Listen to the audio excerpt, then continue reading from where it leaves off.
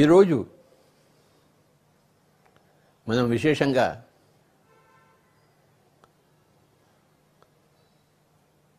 ఆ గౌతమ బుద్ధుడి భార్య యశోధర గురించి తెలుసుకుందాం.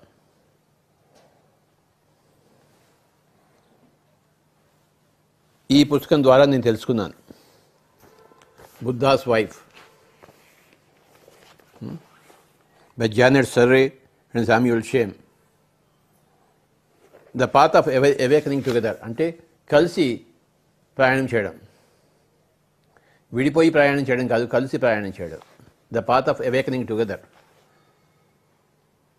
ఆత్మజ్ఞానం వైపు కలిసి ప్రయాణం చేయడం, జాగ్రత్త స్థితికి కలిసి ప్రయాణం చేయడం. The Buddha's wife Yashodhara. ఈ పుస్తకంలోంచి నేను చెప్తున్నాను, ప్రతి ఒక్కళ్ళు ఈ పుస్తకం చదవాలి. కొద్ది కాలంలోనే ఈ పుస్తకం తెలుగులో కూడా వస్తుంది.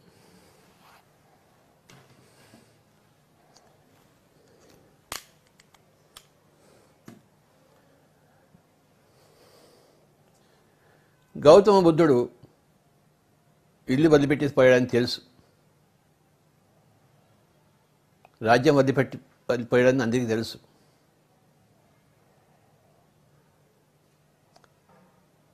బుద్ధుడి కథ అందరికీ తెలుసు. కానీ ఈరోజు మనం యశోధర కథ తెలుసుకుందాం. ఇది చాలా ముఖ్యం మన పిరమిడ్ స్పిరిచువల్ సొసైటీ మూవ్మెంట్కి.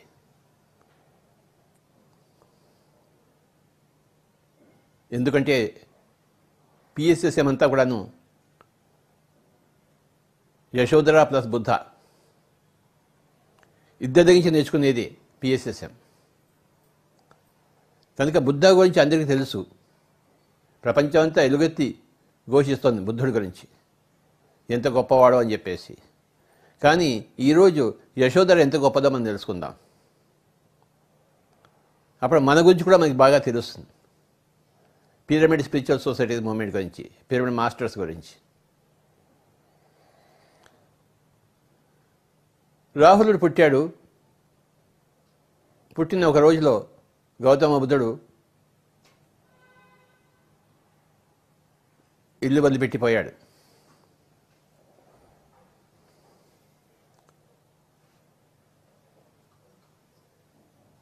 ఏ గుర్రం ఎక్కి రాజ్యం పొలిమరలకి వెళ్ళి మళ్ళీ అక్కడ గుర్రాన్ని తిరిగి ఇంటికి పంపించేశాడో ఆ గుర్రం పేరు, బుద్ధుడి గుర్రం పేరు కాంతక. బుద్ధుడు వెళ్ళిపోయిన తర్వాత ఆ గుర్రం కూడాను ఎక్కువ రోజులు బతకలేదు. అది ఏడుస్తూ ఏడుస్తూ అది కూడా చచ్చిపోయింది కొన్ని రోజులకి. బుద్ధుడు వెళ్ళిపోయింది కొన్ని రోజులకి. కాంతక గుర్రం అంటే ఆ గుర్రానికి బుద్ధుడికి ఎంతో అవినాభావ సంబంధం. కనుక ఎప్పుడైతే బుద్ధుడు వదిలిపెట్టేసిపోయాడు గుర్రాన్ని, ఆ గుర్రం బాధ భరించలేకపోయింది. కొన్ని రోజులకి తినడం మానేసి, నీళ్లు తాగడం మానేసి చచ్చిపోయింది.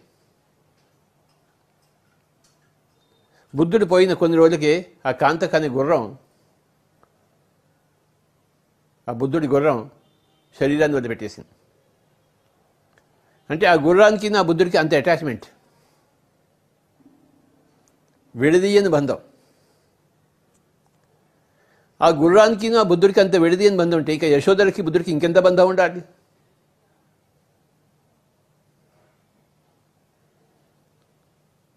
యశోధర బుద్ధుడి యొక్క కజిన్,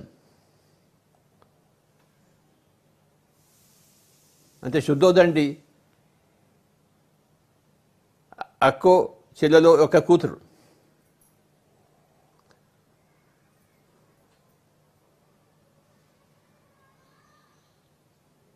బుద్ధుడు స్వయంవరం ప్రకటించినప్పుడు యశోధర వరించింది బుద్ధుడిని, పెళ్లి చేసుకుంది. బుద్ధుడితో ఎంతో అన్యోన్యంగా ఉంది. రోజులు గడుస్తున్నాయి, సంవత్సరాలు గడుస్తున్నాయి, కానీ వాళ్ళకి పిల్లలు పుట్టలేదు. మిగతా వాళ్ళందరికీ పిల్లలు పడుతున్నారు, కానీ ఈవిడికి ఇంకా పిల్లలు పుట్టలేదు. ఆ బుద్ధుడి యొక్క ఫ్రెండ్ చెన్న, అతను కూడా ఇద్దరు ఆడపిల్లలు పెట్టారు. అతను బుద్ధుడి పరిచారకుడు, బుద్ధుడి సేవకుడు. ఆ చెన్న కూడా ఇద్దరు కూతుర్లు పెట్టారు, కానీ యశోదరికి ఇంకా పుట్టలేదు. అది వీళ్ళ యొక్క ఎన్నో పూజలు చేశారట. 13 సంవత్సరాలు గడిచిపోయాయి పిల్లలు లేకుండా. అంటే ఆ శుద్ధోదనుడు వీళ్ళకేం దుఃఖం రాకూడదని చూసినా కూడాను దుఃఖం వచ్చింది. అందరికీ పిల్లలు పడితే తమకి పిల్లలు పడిపోతే దుఃఖం రాదు. అందులో రాజుగారికి వారసుడు కావాలి కదా. ఈ విధంగా జరుగుతున్నాయి 13 సంవత్సరాలు. చివరికి ఆవిడ గర్భవతి అయింది. ఒకానొక రోజు పిల్లవాడు పుట్టాడు.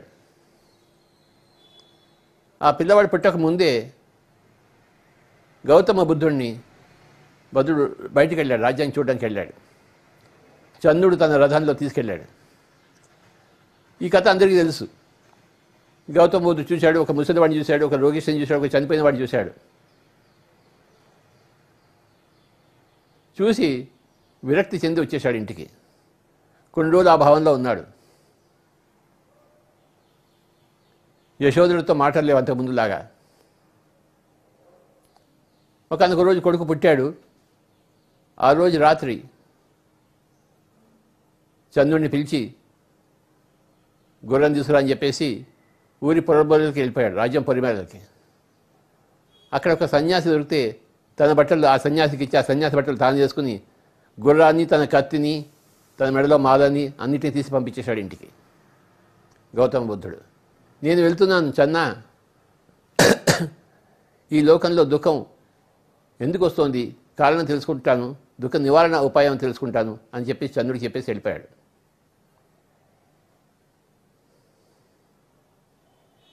ఆ చంద్రుడు ఆ గుర్రాన్ని తీసుకుని వచ్చేసి కాంతకాని గుర్రకాన్ని తీసుకొచ్చేసి ఆ బుద్ధుడి యొక్క కత్తిని, ఆ మాలని తీసుకొచ్చి ఇచ్చాడు యశోధరకి. దాంతో అర్థమైపోయింది యశోదరికి, ఎన్నో రోజుల నుంచి నిర్లిప్తంగా ఉన్న బుద్ధుడు ఇప్పుడు వెళ్ళిపోయాడని చెప్పేసి. ఆవిడకి అర్థమైపోయింది ఏం జరిగిందో. కొన్ని రోజులుగా నిర్లిప్తంగా ఉండడం చూసింది బుద్ధుడిని. ఏమవుతుందో అనుకుంటూ ఉన్నారు. అంతా జరిగిపోయింది. దేనికోసమైతే భయపడుతుందో అది జరిగిపోయింది. చంద్రుడు వచ్చి వార్త చెప్పాడు. కొన్ని రోజులకే ఆ కాంతక గుర్రం కూడా చచ్చిపోయింది. ఇంక ఈవిడ పరిస్థితి ఎలా ఉంటుంది? అప్పుడే పుట్టిన కొడుకు, మొగుడేమో వదిలిపెట్టేసి పోయాడు. ఎక్కడ పోయాడో తెలియదు, మళ్ళీ వస్తాడో రాదో తెలియదు. తాను ఇక్కడ ఉండిపోయింది, తానేం చేయాలి? ఆ గుర్రం కాంతక పరిస్థితి ఎలా ఉంది, ఈవిడ పరిస్థితి అలా ఉంది.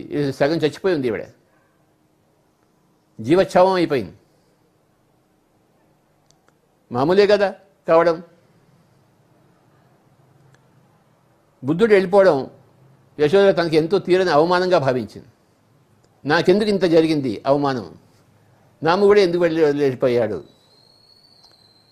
ప్రపంచంలో నా ఒక్కదానికే ఇంత సఫరింగ్ ఎందుకు అని ఆవిడ తీవ్రమైన తాపంలో పడింది. ఆవిడ బుద్ధుడి తల్లి ప్రజాపతి ఇవన్నీ గమనిస్తోంది. ఆవిడ అప్పుడప్పుడు వచ్చి యశోద దగ్గరికి వచ్చి అనునయిస్తూ ఉంది. యశోద పరిచారకులు చెప్తుంది, మీరెవరు ఈ అమ్మాయిని వదిలిపెట్టి వెళ్ళిపోవద్దు, ఎక్కడ సూసైడ్ చేసుకుంటుందో, రాత్రి పగలు మీరు కనిపెట్టుకుంటూ ఉండండి అని చెప్పి అడ్రస్ ఇచ్చి వెళ్తుంది ప్రజాపతి గౌతమి. కానీ రోజు రోజుకి ఈ యొక్క యశోదర స్థితి దిగజారిపోతుంది. తనలో తాను కుళ్ళి ఏడుస్తోంది. ఇలా కొన్ని నెలలు గడిచిపోయాయి. ప్రజాపతి గౌతమ బుద్ధుడి పెంపుడు తల్లి, అసలు తల్లేమో మాయాదేవి, మహామాయాదేవి. ఆవిడ చెల్లెలు ఈవిడ గౌతమి. ఈవిడ పుట్టంగానే కొన్ని రోజులకి ఆవిడ పోయింది, తల్లిపోయింది. ఈవిడ పెంచుకుంది బుద్ధుడిని.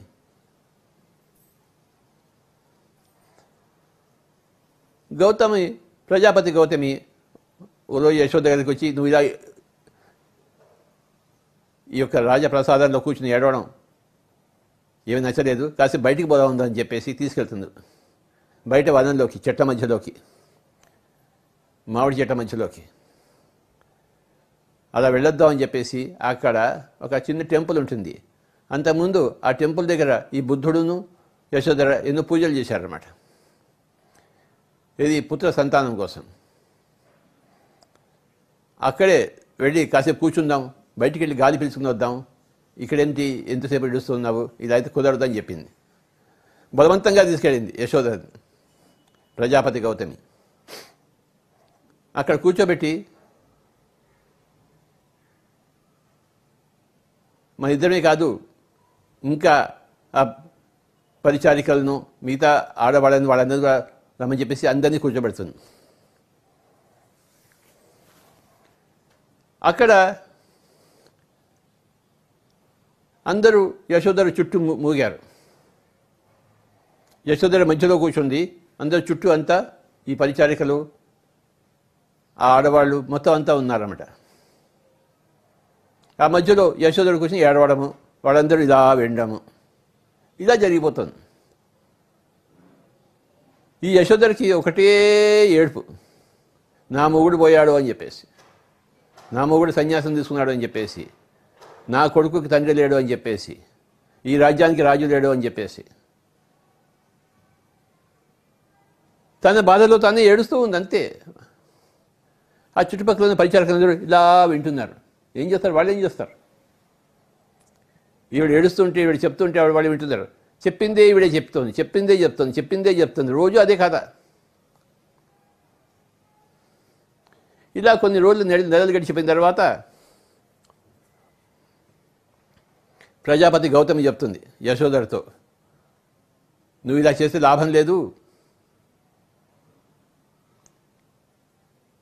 రోజు నీ ఏడుపు నువ్వు వింటున్నావు, అందరికి వినిపిస్తున్నావు, ఏమీ లాభం లేదు దీనివల్ల,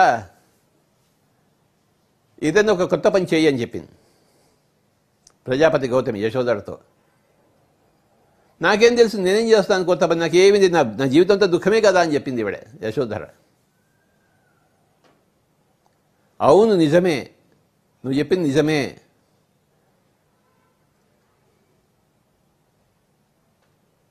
కానీ ఇప్పుడు ఒక కొత్తది ఏదైనా చెయ్యి అని చెప్పింది ఆవిడ. నా దగ్గర ఏముంది కొత్తది చెప్పడానికి, మాట్లాడడానికి అంటే ఆవిడ ప్రజాపతి గౌతమి చెప్తుంది యశోధరతో, నువ్వు నీ కథ చెప్పడం మానేసేయి, నీ కథ అందరికీ తెలుసు, తెలియదు కాదు కదా, రోజు చెప్తూనే ఉన్నావు, వాళ్ళు వింటూనే ఉన్నారు, ఇంకా కొత్తగా చెప్పడానికి ఏముంది నీ దగ్గర?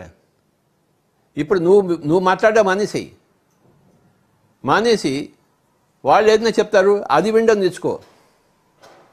ఇన్ని రోజులు నువ్వు చెప్తుంటే వాళ్ళంతా విన్నారు కదా శ్రద్ధగా, వాళ్ళకి గత్యంతరం లేదు. ఈవిడ రాజకుమారి, గౌతమ బుద్ధుడి భార్య, ఈవిడ చెప్తుంటే ఎవరైనా మాట్లాడతారా? అలా వింటున్నారు. కొన్ని నెలలు గడిచిపోయాయి. చివరికి ప్రజాపతి గౌతమి చెప్పింది, నువ్వు ఇలా మాట్లాడుతూ లాభం లేదు, దీనివల్ల నీకు లాభం లేదు, ఎవరికీ లాభం లేదు, నువ్వు మాట్లాడడం మనిషి వినడం నేర్చుకో, అందరితో మాట్లాడు అని చెప్పిందన్నమాట. నేనే మాట్లాడుతాను, నా దగ్గర ఏముంది మాట్లాడడానికి అని చెప్పింది యశోధర. ఏమి లేదు ఆవిడ దగ్గర మాట్లాడడానికి, నువ్వు మాట్లాడకు కానీ నువ్వు విను అని చెప్పింది ప్రజాపతి గౌతమి. వాళ్ళు ఏమేమి చెప్తారో అది విను, నువ్వు మళ్ళీ బదులు ఏం చెప్పక్కర్లేదు. నీ మాటలు వాళ్ళకి అనవసరం.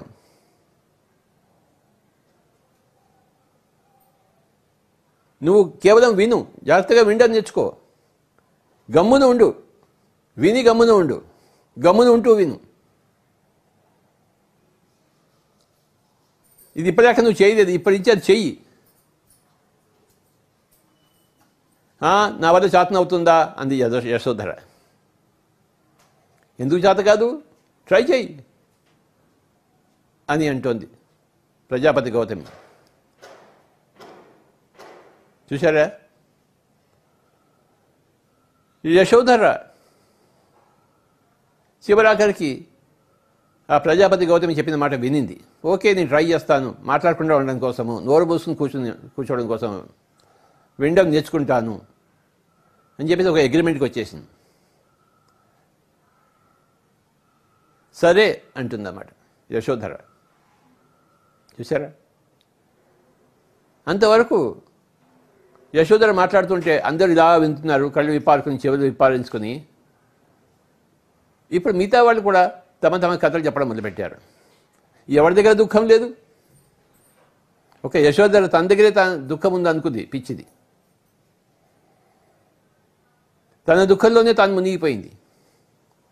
ఎంత దుఃఖమో ఆవిడికి, వాయబ్బో. అంటే ప్రపంచంలో ఎవరికి జరిగింది తనకి జరుగుతుంది అనుకుంటుంది ఆవిడే, అనుకుంది అంతే. అది యథార్థం కాదు. ఎంతోమంది మొగోళ్ళు పిల్లలను వదిలిపెట్టేశారు. ఎంతోమంది పిల్లలు తల్లుల పిల్లలు చచ్చిపోయారు. ప్రతి ఇంట్లోనూ చావు ఉంది, ఎక్కడ లేదు. కానీ ఆవిడ వినడం మొదలుపెట్టింది తన పరిచారకుల దగ్గర నుంచి. ఓకే, నీ గురించి నువ్వు చెప్పు. ఇక్కడ చెప్పడం అంటే ఏమిటి? అమ్మల కళ్ళ కబులు కాదు. నీ జీవితం నా జీవితంలో ఏం జరిగిందో నేను చెప్పాను ఇన్ని రోజులు, మీరు చక్కగా శ్రద్ధగా విన్నారు. నీ జీవితంలో ఏం జరిగిందో నువ్వు చెప్పు, నేను వింటాను. ఏముందమ్మా, మా ఇంట్లో కూడా అదే దుఃఖం ఉంది అని ఒక పరిచారిక మొదలుపెట్టింది. మా ఇంట్లో తినడానికి తిండి లేదు, మీరు ఏదైనా మాకు ఇస్తే మేము తింటాము. ఏ రోజు మీరు మాకు ఇవ్వడం మర్చిపోతారు, మేము తినము, పస్తులు ఉంటాము. ఆ పస్తుల్లో ఒక పిల్లాడు చచ్చిపోయాడు. ఇలా వాళ్ళ కథలు వాళ్ళు చెప్పడం మొదలుపెట్టారు. అప్పుడు ఈవిడ వినింది, వాయబ్బో ఇంత ఉందా ఇక్కడ సీను, నా ఒక్కదానికే సీను ఉంది అనుకుంది ఆవిడ అంతకుముందు. ఇప్పుడు ఒక్కొక్క మాట వినడం మొదలుపెట్టింది. నువ్వేం మాట్లాడక్కర్లేదని చెప్పింది కదా ప్రజాపతి గౌతమి. ఆవిడ చెప్పింది, మిగతా వాళ్ళు చెప్పింది వినడమే మన పని. జవాబు చెప్పడానికి మనకి ఏం లేదు. నో జవాబు, ఓన్లీ వినడం, జాగ్రత్తగా వినడం, విశేషంగా వినడం, పూర్తిగా చెవులు అప్పగించి వినడం. ఒక్కొక్కళ్ళు సరే నీ కథ అయిపోయింది, నువ్వు పక్క వాళ్ళ కథ. ఆమె చెప్పింది, మాకు ఇంట్లో రోజు అత్తగారు కోడలు పోరాటం ఉంది, ఎక్కడ లేదు పోరాటము. అయినా నేను రోజు ఏడుస్తూనే ఉన్నాను, అయినా సంసారంలో ఉన్నాను, ఏదో రోజు బాగుపడిపోదా అని చెప్పేసి. ఇలాగే మనకి ఉన్నాయి కదా, మనకి ప్రతి ఇంట్లో కథలు ఉన్నాయి కదా. ఎన్ని సినిమాలు చూడలేదు మనం, ఎన్ని కథలు వినలేదు. యశోదర మొట్టమొదటిసారి ఆ సినిమా కథలన్నీ వినడం మొదలుపెట్టింది, ఆ ఇతరుల సంసార బాధలన్నీ వినడం మొదలుపెట్టింది. ఇలా కొన్ని నెలలు గడిచిపోయాయి. అంతకుముందు యశోదర మధ్యలో కూర్చుంటే మిగతా అంతా చుట్టూ గుమిగూడేవారు కదా ఒక రౌండ్గా. ఇప్పుడు యశోదర ఏం చేయడం మొదలుపెట్టింది, తాను సెంటర్లో ఉండడం మానేసింది. ఆ సర్కిల్లో ఏదో ఒక మూల కూర్చోవడం మొదలుపెట్టింది. అంతకుముందు అందరూ తన వైపు చూశారు, ఇప్పుడు ఆ సర్కిల్లో అందరి వైపు చూస్తున్నారు. అంటే యశోదర ఏం చేసింది, తన సెంట్రల్ ఇంపార్టెన్స్ తనకి ఇవ్వడం మానేసింది. చూశారా, అదే గొప్ప ఎన్లైటన్మెంట్. ప్రతివాడు నేను గొప్ప అనుకుంటాడు. గుణాల్లో నేను గొప్ప, లేకపోతే నేను దోషాల్లో గొప్ప, లేదు దుఃఖాల్లో నేను గొప్ప అనుకుంటాడు. యశోదర నేను దుఃఖాల్లో గొప్ప అనుకుంది ఆవిడే. కానీ అందరి దుఃఖాలు విన్న తర్వాత తన దుఃఖం ఏం గొప్ప కాదని చెప్పి తన సెంటర్లో కూర్చోవడం మానేసి అందరితో పాటు సర్కిల్లో కూర్చోవడం మొదలుపెట్టింది. ఒక మూల, ఒక సర్కిల్లో అందరూ కూర్చుంటారు అంటే అందరినీ అందరూ చూస్తారు. మధ్యలో కూర్చుంటే యశోదర వైపే అందరూ చూస్తుంటారు. మధ్యలో కూర్చోవడం మానేసి ఆ సర్కిల్లో ఒక చోట కూర్చోవడం మొదలుపెట్టింది యశోదర. అది గొప్ప ఎన్లైటన్మెంట్.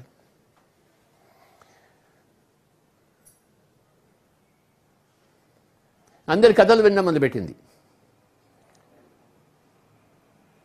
దానికి జవాబులు ఏమీ లేవు, ఈవిడ దగ్గర జవాబులు ఏమి లేవు.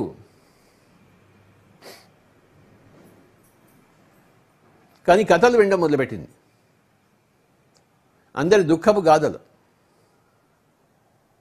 ఆ రాజప్రసాదంలో ఉండే అందరి పరిచారికల యొక్క వాళ్ళ ఇంట్లో ఉన్న సమస్యలు, కష్టాలు, దుఃఖాలు అన్నీ వినడం మొదలుపెట్టింది. మెల్లిమెల్లిగా తన దుఃఖానికి బయటపడింది ఆవిడ. ఓహో, నా దుఃఖం సామాన్యమని తెలుసుకుంది. అది గొప్ప రియలైజేషను. నేను అందరిలాంటి దాన్నే, నాలానే అందరూ ఉన్నారు, ఏమీ తేడా లేదు అని గ్రహించింది ఆవిడ ఈ యొక్క సాంగత్యంలో. ఇది సజ్జన సంగత్యం కాదు, వాళ్ళేమీ బుద్ధుళ్ళు కాదు, వాళ్ళు మామూలు గృహిణులు, మామూలు పరిచారికలు, మామూలు సంసారులు. కానీ వాళ్ళ మాటలు వినడం నేర్చుకుంది యశోదర ప్రజాపతి గౌతమి ద్వారా. ఆవిడ బోధనల ద్వారా.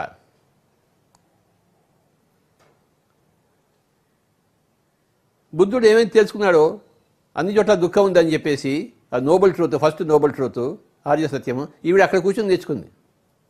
అందరి మాటలు, ఓహో అందరి దగ్గర కదా దుఃఖం ఉందా. ఎప్పుడైతే ఆవిడ అందరి దుఃఖాలు వినిందో ఆవిడ దుఃఖం తగ్గుతూ వచ్చింది. అంతే కదా. ఒక గీత ఉంటుంది, ఇంకో గీత ఏమి లేనప్పుడు ఈ గీతే ఒకటే గీత, కానీ ఇంకో పెద్ద గీత వచ్చిందనుకోండి ఈ గీత చిన్న గీత అయిపోతుంది. ఇంకా పెద్ద గీత వచ్చిందనుకోండి ఇది చాలా చిన్న గీత అయిపోతుంది. తన దుఃఖం తనకి తగ్గిపోతుంది. పక్క వాళ్ళని చూస్తే అంతవరకు ఆవిడ పక్క వాళ్ళ మాట ఎవరు చూడలేదు. ఆవిడ రాజకుమారి, ఆవిడే గౌతమ బుద్ధుడి భార్య. పరిచారకులతో ఇవన్నీ పరిహాసాలు అన్నీ ఉండవు కదా. అక్కడి నుంచి ఆవిడ మామూలు స్థితికి దిగి వచ్చింది, దిగి రావాల్సి వచ్చింది. ప్రజాపతి గౌతమి చెప్పింది, నువ్వు అందరి మాటలు విను, వినడం నేర్చుకో, ఇది కొత్తది చెయ్యి. నువ్వు ఎప్పుడు మాట్లాడుతున్నావు ఇన్ని రోజులు, నీ ఏడుపులో నువ్వు ఉన్నావు, ఇప్పుడు అందరి ఏడుపులు విను. ఎవరి దగ్గర ఏడుపు లేదు.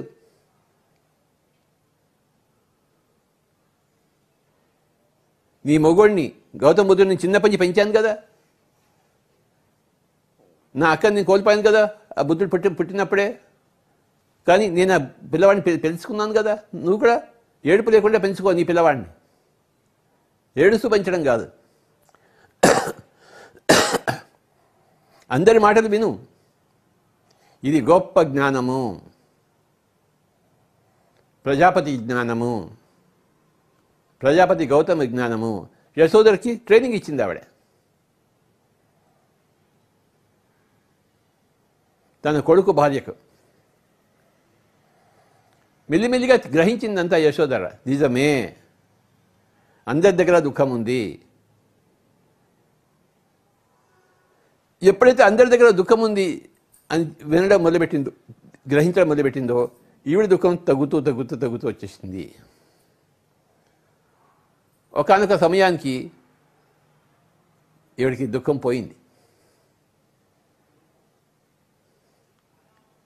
గౌతమ బుద్ధుడు పోయాడు అని ఏడ్చింది. ఆయన వచ్చినా రాకపోయినా ఈవిడికి మటుకు దుఃఖం పోయింది. అప్పుడు ఏమని చెప్పిందంటే, ఈ ప్రజాపతికి తోడు ఈ యశోదరు కూడా అయింది. వాళ్ళిద్దరూ కలిసి మనం రోజు పొద్దున సాయంత్రం కలుసుకుందాం ఈ యొక్క వనంలో. పొద్దున మనం ఏం చేద్దామంటే అందరం కలిసి ప్రార్థన చేద్దాము, ఈరోజు నాకు బాగా జరగాలని చెప్పేసి. సాయంత్రం మళ్ళీ కలుసుకుని ఈరోజు బాగా జరిగినందుకు థ్యాంక్స్ చెప్పుకుందాం. ఇది ప్రతిరోజు జరిగే కార్యక్రమము అని వాళ్ళు నిశ్చయించుకున్నారు. అందరూ కలిసి పొద్దున్నే అందరూ ఆ వనంకి వెళ్తారు, మళ్ళీ అలా కూర్చుంటారు. ఒకరి కథలు ఒకరు అందరూ వినేశారు, ఇంకా వినడానికి ఏమీ లేదు అక్కడ. అందరి కథలు అందరూ విన్నారు, కొన్ని నెలల తరబడి విన్నారు, ఇంకా వినడానికి కూడా ఏమీ లేదు. మరి ఇంకేం చేశారంటే, ప్రకృతి మాతకి విన్నపం, మాకు మంచి చేయండి అని చెప్పేసి పొద్దున. సాయంత్రం మళ్ళీ కలుసుకుని జరిగిన మంచికి థ్యాంక్స్ చెప్పుకోవడం అన్నమాట. చూసారా, ఇది ప్రక్రియ మొదలైంది. కంప్లైంట్స్ చెప్పుకోవడము, కంప్లైంట్ వినడం అయిపోయింది, ఆ ఫేజ్ అయిపోయింది. ప్రకృతి మాతతో అనుసంధానం, మాకు మంచి చేయండి అని చెప్పేసి అనుకోవడం పొద్దున, సాయంత్రం ఏమో జరిగిన మంచికి థ్యాంక్స్ చెప్పుకోవడం. మంచి చెడు రెండు ఉంటాయి కదా. జరిగిన చెడుని చెప్పుకోవడం అయిపోయింది, ఇప్పుడు జరిగిన మంచిని గురించి చెప్పుకోవాలి. నా మొగుడు నన్ను బాగానే చూసుకుంటున్నాడు, నా పిల్లలు బాగానే ఎదుగుతున్నారు, నా అత్తగారు నా మాట వింటోంది, మొగుడు తాగి రావటం లేదు, నన్ను కొట్టడం లేదు, దానికి థ్యాంక్స్ చెప్పుకోవాలి. చూసారా, అంటే ఎక్కడి నుంచి ఎక్కడికి వెళ్ళిపోయిందో కథ అంతా.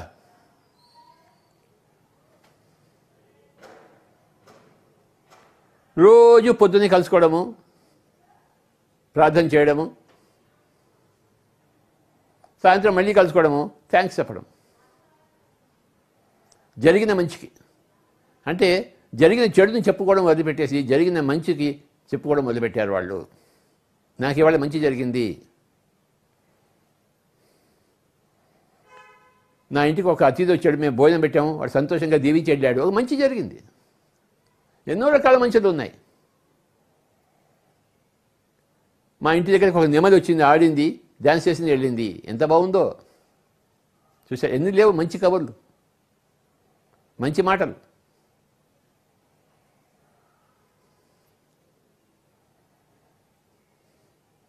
రోజు ఇదే తంతు. వాళ్ళందరూ పొద్దునే కలుసుకుంటారు, ఆ లేడీస్ అందరూ, ఆడవాళ్ళందరూ, ఆ రాజప్రసారంలో ఉండే ఆడవాళ్ళందరూ పొద్దున కలుసుకుంటారు, ఒక గంట సేపు గడుపుతారు, ప్రార్థన చేసుకుంటారు. మళ్ళీ సాయంత్రం మళ్ళీ కలుసుకుంటారు, ఒక గంట సేపు థ్యాంక్స్ చెప్పుకుంటారు. ఎంత బాగుందో ఈ పరిస్థితి. అందరూ హాయిగా ఉండడం మొదలుపెట్టారు. దుఃఖం వినడము, మాట్లాడడం మానేసి మంచిది వినడము, మంచిది మాట్లాడడం నేర్చుకున్నారు. ఏది వదిలేయదగిలిందో ఆ వదిలేయదగింది తెలుసుకున్నారు, ఏది ఉంచుకోవాల్సిందో దాని గురించి తెలుసుకున్నారు, ఏది పంచుకోవాలో దాని గురించి తెలుసుకున్నారు. అంటే ఇదే కొన్ని సంవత్సరాలు జరిగిపోయింది. ఆ గౌతమ బుద్ధుడు ఇంకా వచ్చే సమయానికి లోపల వీళ్ళందరికీ ఎంతో జ్ఞానం వచ్చేసింది. ధ్యానం చేయలేదు వాళ్ళు,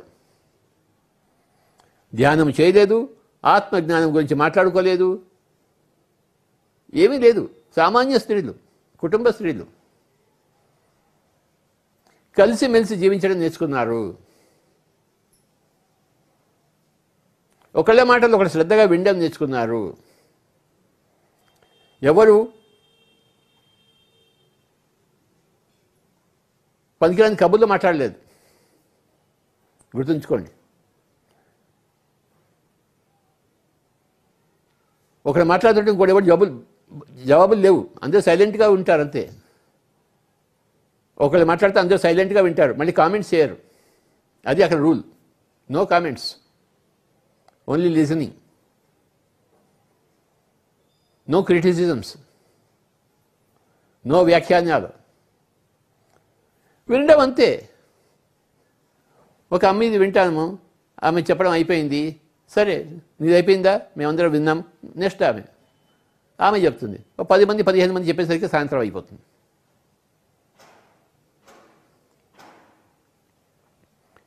అంటే యశోధర ఆ రాజప్రసారంలో ఉండే తన సంఘాన్ని తాను సృష్టించుకుంది. సంఘం శరణం గచ్చామి అయిపోయింది. బుద్ధుడు బుద్ధం శరణం గచ్చామించి మొదలుపెట్టాడు ఎన్లైటన్మెంట్. యశోధర సంఘం శరణం గచ్చామించి మొదలుపెట్టింది. అక్కడ బుద్ధుడు ఇంకా ధ్యానంలోనే ఉన్నాడు, ఈవిడికి తన సంఘాన్ని తాను నిర్మించుకుంది. ఎంతో అడ్వాన్స్డ్గా ఉందో ఆవిడే. వినడం నేర్చుకుంది. నేనే గొప్ప అని, నేనే రాజకుమారిని, నేనే సెంట్రల్ పాయింట్ అందించి, నేను సామాన్యురాలని, అందరిలానే నేను అని తన సెల్ఫ్ ఇంపార్టెన్స్ తగ్గించుకుంది ఆవిడ. అదే ఎన్లైటన్మెంట్. ఎన్లైటన్మెంట్ ఏంటి?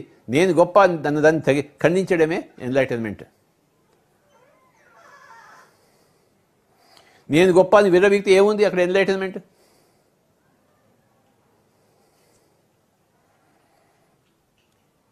కొన్ని రోజులకి అప్పుడప్పుడు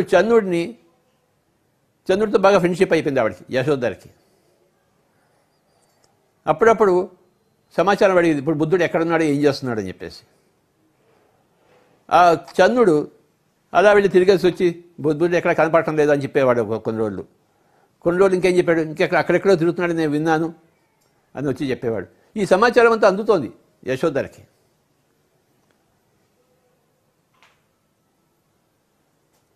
ఒక పక్క తన సంఘాన్ని తను చూసుకుంటూనే, తన జ్ఞానాన్ని ఆవిడ పొందుతూనే, ఇంకో పక్కన బుద్ధుడి మీద ఒక కన్నేసి ఉంచింది ఆవిడ, చంద్రుడిని పంపిస్తూ. చివరికి ఒకరోజు చంద్రుడు చూసి చెప్పాడు, నేను బుద్ధుని చూసి వచ్చాను అని చెప్పాడు. ఎలా ఉన్నాడంటే ప్రకాశంగా వెలిగిపోతున్నాడు. ఆయన చుట్టూ చాలామంది ఉన్నారు. ఆయన చెప్పిందంత శ్రద్ధగా వింటున్నారు. నేను దూరం నుంచి చూసి వచ్చాను అంటాడు, దగ్గరికి వెళ్ళలేకపోయాను అన్నాడు. ఆనందంతో చెప్పాడు చంద్రుడు, నేను వచ్చానని చెప్పండి యశోద దగ్గర నుంచి చంద్రుడిని నేను అని చెప్పేసి. ఎందుకంటే ఆయనకి బుద్ధుడి దగ్గర వెళ్ళడానికి వీల్లేదు. సో ఆనందుడికి తెలుసు కనుక ఆనందంతో సమాచారం పంపించాడు, నేను వచ్చానని చెప్పండి అని చెప్పేసి.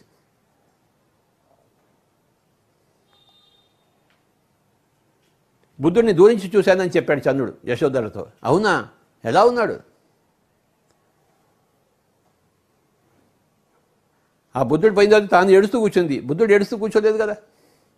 ఏడుపుని కనుక్కోవడం కోసం వెళ్ళాడు ఆయన వెలిగిపోతున్నాడు దివ్య తేజస్సుతో అని చెప్పాడు చంద్రుడు. అందరి మధ్యలో కూర్చున్నాడు. ఒక ఎత్తు పీఠంలో ఆయన కూర్చున్నాడు. మిగతా వాళ్ళందరూ కింద చుట్టూ కూర్చుందని చెప్పారు. ఆయన ఎత్తు పీఠంలో కూర్చున్నాడా అని అడిగింది ఫస్ట్ ఆవిడే. అది ఆవిడకి నచ్చలేదు. ఎందుకంటే ఈవిడ ఎత్తు పీఠంలో కూర్చోలేదు. ఎత్తు పీఠం నుంచి కింద దిగి వచ్చింది ఈవిడ తన సంఘంలో. ఆయన ఎత్తు పీఠంలో కూర్చున్నాడా అని అడిగింది. అక్కడే క్వశ్చన్ వేసింది ఆవిడ. అవును, ఎత్తు పీఠంలో కూర్చున్నాడు బుద్ధుడు, మిగతా వాళ్ళందరూ చుట్టుపక్కల కూర్చున్నారు అంటే అందరితో సరిసమానంగా లేడా అని ఆవిడ క్వశ్చన్ వేసింది. చంద్రుడు ఏం బదులు చెప్పలేకపోయాడు. ఆయన చూసింది చెప్పాడు కదా. బుద్ధుడు ఒక పెద్ద రాయి మీద కూర్చోవడం, మిగతా అందరూ చూసి కింద కూర్చున్నారు. అప్పుడే ఆ యశోదకి నచ్చలేదు బుద్ధుడు. తానే దిగి వచ్చి అందరితో కలిసి ఒక సర్కిల్లో వచ్చి ఒక మూల కూర్చొని మాట్లాడింది కదా. బుద్ధుడికి స్పెషల్ సీట్ ఎందుకు చూసారా? సరే, బుద్ధుడి బోధన ఏమిటి అని అడిగింది మళ్ళీ చంద్రుడిని ఆవిడ.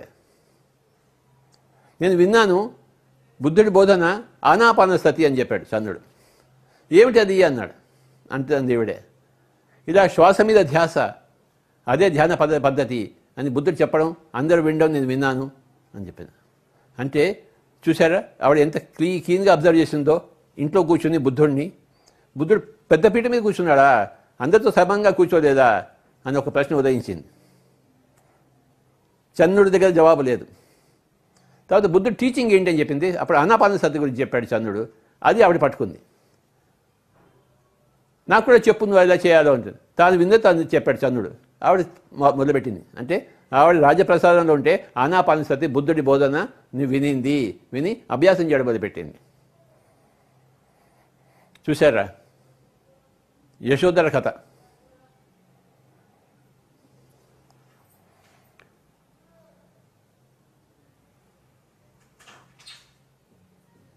కొన్ని రోజులకి బుద్ధుడు వచ్చాడు, ఊర్లోకి వచ్చాడు. శుద్ధోదండుకి నచ్చలేదు బుద్ధుడు, కోపంతో వెళ్ళిపోయాడు. కానీ తిరిగి వచ్చాడు కనుక రాజమర్యాద మరి చేయాలని చెప్పేసి తన నిండు సభలో తాను పీఠం మీద కూర్చొని సింహాసనం మీద కూర్చొని బుద్ధుడిని వచ్చాడు. బుద్ధుడు తన అన్యాయాలతో వచ్చాడు. ఏది భిక్షాపత్ర పట్టుకుని.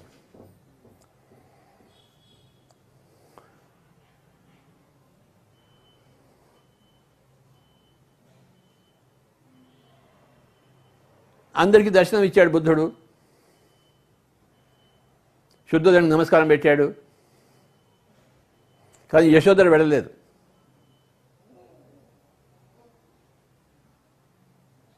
అడిగాడు బుద్ధుడు, యశోద ఎక్కడంటే లోపల ఉందని చెప్పాడు. నేను కలిసి వెళ్తానని చెప్పేసి మళ్ళీ యశోద దగ్గరికి వెళ్తాడు బుద్ధుడు. అప్పుడు యశోదర ఫస్ట్ అడుగుతుంది, నువ్వు ఏదైతే సాధించావో అక్కడ అనుకుంటున్నావో అది ఇక్కడ ఉండి నువ్వు సాధించలేకపోయావా అని.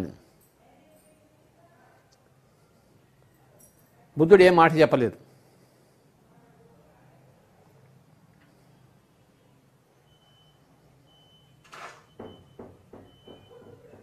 తన కొడుకుని పిలిచి, ఈయనే నీ తండ్రి,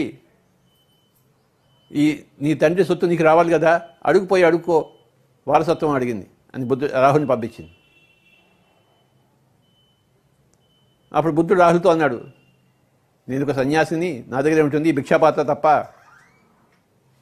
నాకున్న వారసత్వం భిక్షాపాత్రయే, ఇది తీసుకోని తన భిక్షాపాత్రని రాహుల్కి ఇస్తాడు. అప్పుడు వాడికి 7 ఏళ్ళు.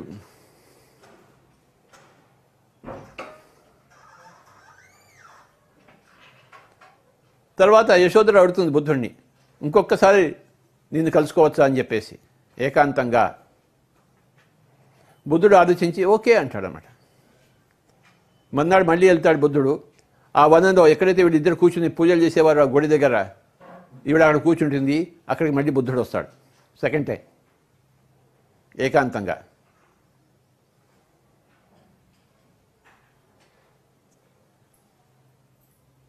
ఆవిడ మాట్లాడడం ట్రై చేస్తుంది కానీ నోట్లోని మాటలు రావు ఆవిడకి. ఏం మాట్లాడుతుంది ఇంకా బుద్ధుడు ముందర? చూస్తే దివ్య తేజస్సుతో ఉన్నాడు.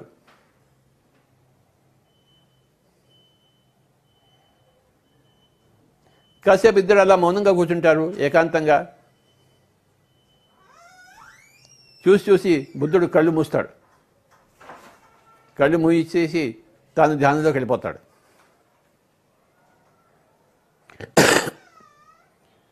బుద్ధుడు ధ్యానంలో వెళ్ళిపోయిన తర్వాత యశోదరు చూసి తానేం చేస్తుంది, ఇంకా బుద్ధుడు కళ్ళు మూసుకుంటే ఎదురుగా కూర్చుని. అంత ముందున్న ప్రేమ మాటలు అవన్నీ ఏమీ లేవు. ఏముంది అక్కడ మిగిలిందంటే ధ్యానము. యశోద దగ్గర బుద్ధుడు కళ్ళు రెండు మూసుకుని ధ్యానం చెల్లో వెళ్ళిపోయాడు ఆయన. ఇది చూసింది, ఇంక ఈవిడ కూడా కళ్ళు మూసుకోక తప్పలేదు. ఏదేదో మాట్లాడాలనుకుంటుంది. ప్రతి భార్యకి ఉంటుంది కదా, అన్ని రోజుల తర్వాత మొగుడు తిరిగి వచ్చినప్పుడు. కానీ ఈవిడ మూగపోయింది. మూగపోయి తాను కూడా కళ్ళు మూసుకుని ధ్యాన స్థితిలోకి వెళ్ళిపోయింది. ఆనాపాన స్థితి ద్వారా అంతకుముందే తెలుసుకుంది కదా చన్నా ద్వారా. ఇలాగా కొన్ని గంటలు గడిపోయిన తర్వాత చివరికి బుద్ధుడు కళ్ళు తెరిచి నమస్కారం పెట్టి నేను ఇక్కడ వెళ్ళే సమయం వచ్చింది అని లేచి ఆవిడకి నమస్కారం పెట్టి వెళ్ళిపోతాడు.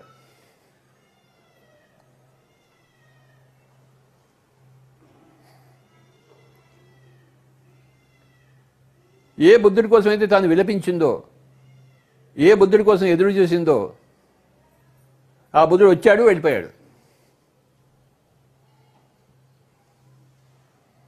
తెలిసిపోయింది యశోదరకి ఇది మళ్ళీ తిరిగి రావడం చెప్పేసి. ఎందుకంటే రావడం అయిపోయింది, వెళ్ళిపోవడం అయిపోయింది, ఇంకా మళ్ళీ ఎందుకు వస్తాడు?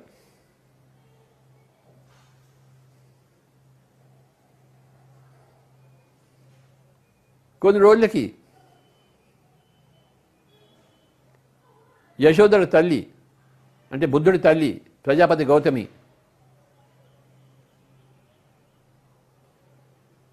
ఆవిడ కూడా బాగా ధ్యానం చేయడం మొదలుపెట్టింది. ఆవిడ బుద్ధుడి దగ్గరికి పోవాలని కోరిక కలిగింది. నేను వెళ్తున్నాను గౌతమ బుద్ధుడి దగ్గరికి వెళ్ళి, ఎవరెవరు నాతో రాదలుచుకున్నా రండి అని చెప్తుంది ఆవిడ. నేను పోయి సన్యాస దీక్ష తీసుకుంటానని చెప్పింది ప్రజాపతి గౌతమి. అంతకుముందే రాహులుడు కూడాను తండ్రి దగ్గర వెళ్ళిపోయాడు.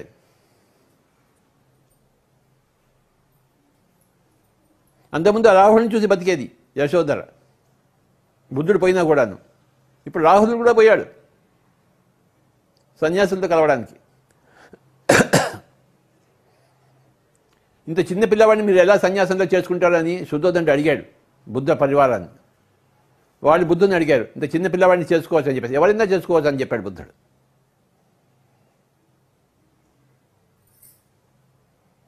ఆడవాళ్ళు మటుకు ఉండకూడదని చెప్పాడు ఆయన. చిన్న పిల్లవాడు రావచ్చు అని చెప్పాడు. ఈ ఆడవాళ్ళు ఉండకూడదని చెప్పేది ఆ ఆనందుడికి నచ్చలేదు.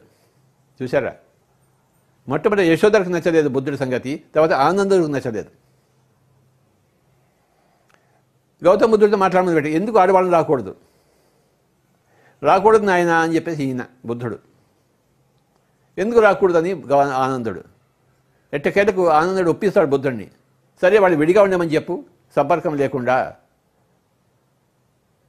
మగవాళ్ళతో సంపర్కం లేకుండా ఆడవాళ్ళు విడిగా ఉండాలి అని కొన్ని రూల్స్ పెట్టాడు గౌతమ బుద్ధుడు. వాటికి ఒప్పుకుని ఆనందుడు పంపించాడు ఇన్ఫర్మేషన్ ప్రజాపతి గౌతమికి. ఇలా బుద్ధుడు ఒప్పుకున్నాడు, ఆడవాళ్ళు రావడం కోసం సెపరేట్గా ఉండాలి, కొన్ని రూల్స్ పాటించాలి అని. దానికి ఈవిడ ఒప్పుకుంది. మళ్ళీ తన కొడుకు దగ్గర తను వెళ్తోంది కదా ప్రజాపతి గౌతమి. చిన్నపంచి పెంచింది, ఆ మమకారం ఉంటుంది, మమకారం ఎప్పుడు పోదు. నా కొడుకుని నేను చూసుకోవాలి, ఎక్కడున్నా సరే, ఎలా ఉన్నా సరే. ప్రజాపతి గౌతమి బయలుదేరుతోంది శుద్ధోదరుని దగ్గర నుంచి, నేను వెళ్తాను ఆ సంఘంలో జాయిన్ అవుతానని చెప్పేసి.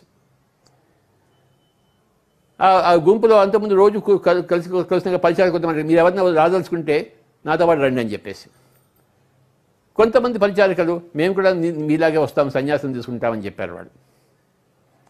వాళ్ళందరినీ తీసుకుని బయలుదేరుతుంది. యశోదని అడిగింది, నీ సంగతి ఏంటని చెప్పేసి. యశోదరికి ఇంకా కొడుకు మీద మమకారం పోలేదు. బుద్ధుడి మీద మమకారం పోయింది కానీ కొడుకు మీద మమకారం పోలేదు. ఏ తల్లికి కొడుకు మీద మమకారం పోదు ఎప్పటికీ. తన కొడుకుని చూడొచ్చు కదా అని చెప్పేసి యశోదర వాళ్ళతో కలిసి వెళ్ళింది. ఎంతో దూరం ప్రయాణం చేశారు. ఆ బుద్ధుడి దగ్గరికి వెళ్ళారు, బుద్ధ సంఘం దగ్గరికి వెళ్ళి. అక్కడ బుద్ధుడు ఉన్నాడు, బుద్ధ సంఘం అంతా ఉంది. దాని పక్కన ఈ ఆడవాళ్ళ సంఘం అంతా ఒక సెపరేట్గా మొదలుపెట్టారు. వాళ్ళకి ఈ ప్రజాపతి గౌతమి లీడర్, అంటే బుద్ధుడి తల్లి, పెంపుడు తల్లి. ఆ లేడీస్ అందరికీ ఈవిడే హెడ్. ఆవిడ సన్యాస దీక్ష తీసుకుంది, యశోదరు తీసుకోలేదు. అది గొప్పతనం, యశోదరి గొప్పతనం. అక్కడ ఉంది కానీ, బుద్ధ సంఘంలో ఉంది కానీ సన్యాసం స్వీకరించలేదు ఆవిడే. తాను నేర్చుకున్న జ్ఞానాన్ని అక్కడ ఉపయోగించడం మొదలుపెట్టేసింది. అది అందరి యొక్క కథలు వినడం. ఆవిడ తన పని దాన్ని చేసుకుంటూ ఉండింది యశోధర. కొన్ని రోజులకి ఆ ప్రజాపతి గౌతమి ఆవిడ చావు దగ్గరికి వచ్చింది. ఆవిడకి ముసలిది అయిపోయింది. ఆవిడ చావు ఆవిడ దగ్గరికి వచ్చింది. అప్పుడు ప్రజాపతి గౌతమి తను చనిపోయే ముందు యశోధరకి చెప్తుంది, నీ కథ నువ్వు అందరికీ చెప్పాలి, నీ కథ అందరికీ వినాలి, నీ కథ ప్రపంచాన్ని తెలుసుకోవాలి. చూసారా? అక్కడ ఉండి ఆ బుద్ధ సంఘంలో ఉండి ఆ మిగతా ఆడవాళ్ళతో తన కథ అంతా చెప్పడం మొదలుపెట్టింది. నేను ఇలా చేశాను, నా దుఃఖం నేను బయటపడ్డాను, అందరి మాటలు విని అందరు శ్రద్ధగా వినడం నేర్చుకొని అని చెప్పేసి తన టీచింగ్ ఆవిడ అక్కడ ఇవ్వడం మొదలుపెట్టింది. బుద్ధుడు సంఘంలో ఉన్నా బుద్ధుడు సంఘంలో లేదు ఆవిడే. చివరికి ఒకరోజు ఏమైందంటే ప్రజాపతి గౌతమి తన శరీరాన్ని వదిలిపెట్టేసింది అక్కడ.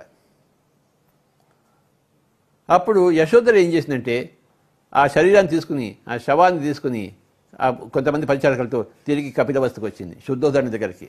ఆవిడ మహారాణి కదా, మరి ఆవిడకి దహన సంస్కారాలు ఇక్కడే చేయాలి కదా.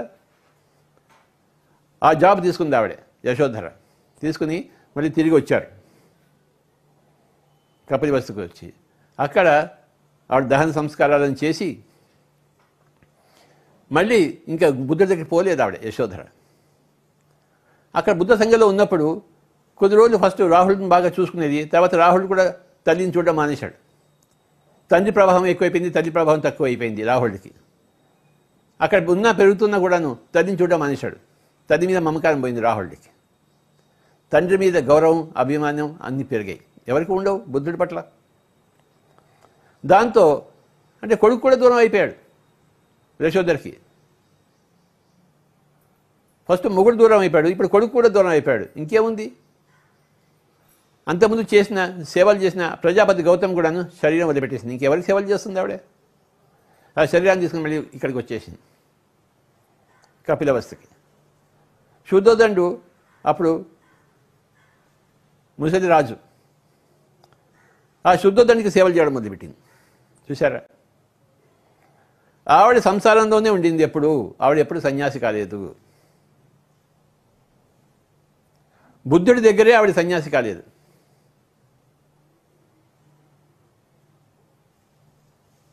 సన్యాసానికి ఆవిడ ఒప్పుకోలేదు.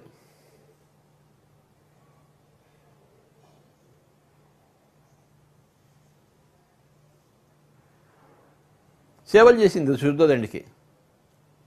శుద్ధోదండికి ఇంకెవరు ఉన్నారు? యశోధర తప్ప.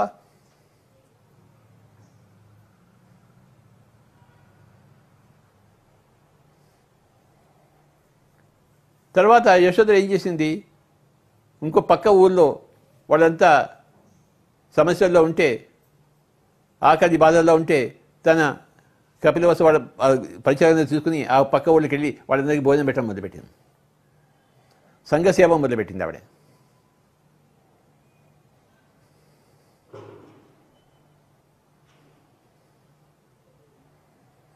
ఆ చంద్రుడి ఇద్దరి పిల్లల్ని తన పిల్లలుగా చూసుకోవడం మొదలుపెట్టింది.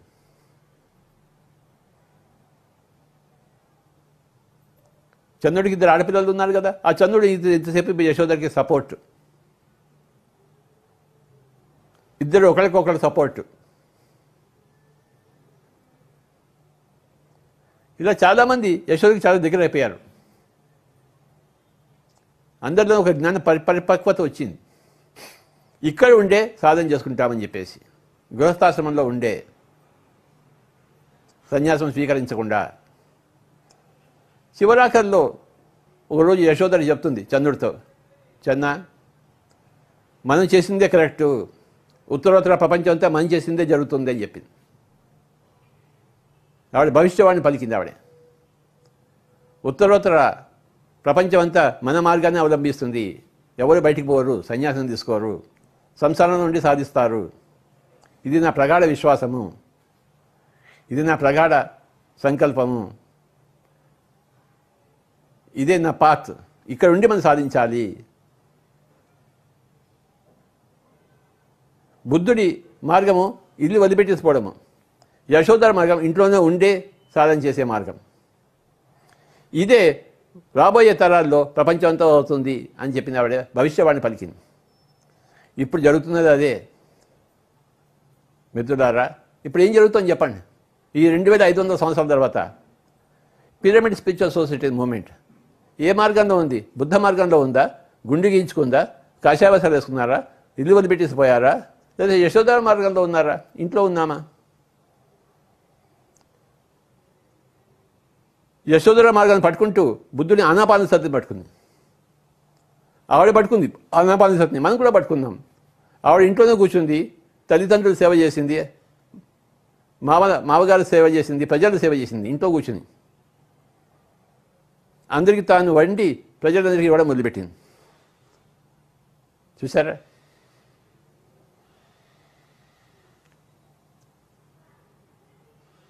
ఏ 1000 Seeds of Joy ఆనంద కర్ణేశ్వర గారి పుస్తకంలో లక్ష్మీదేవి చెప్తున్నాడు. ఆ లక్ష్మీదేవి మళ్ళీ యశోధరగా పుట్టింది బుద్ధుడి సమయంలో.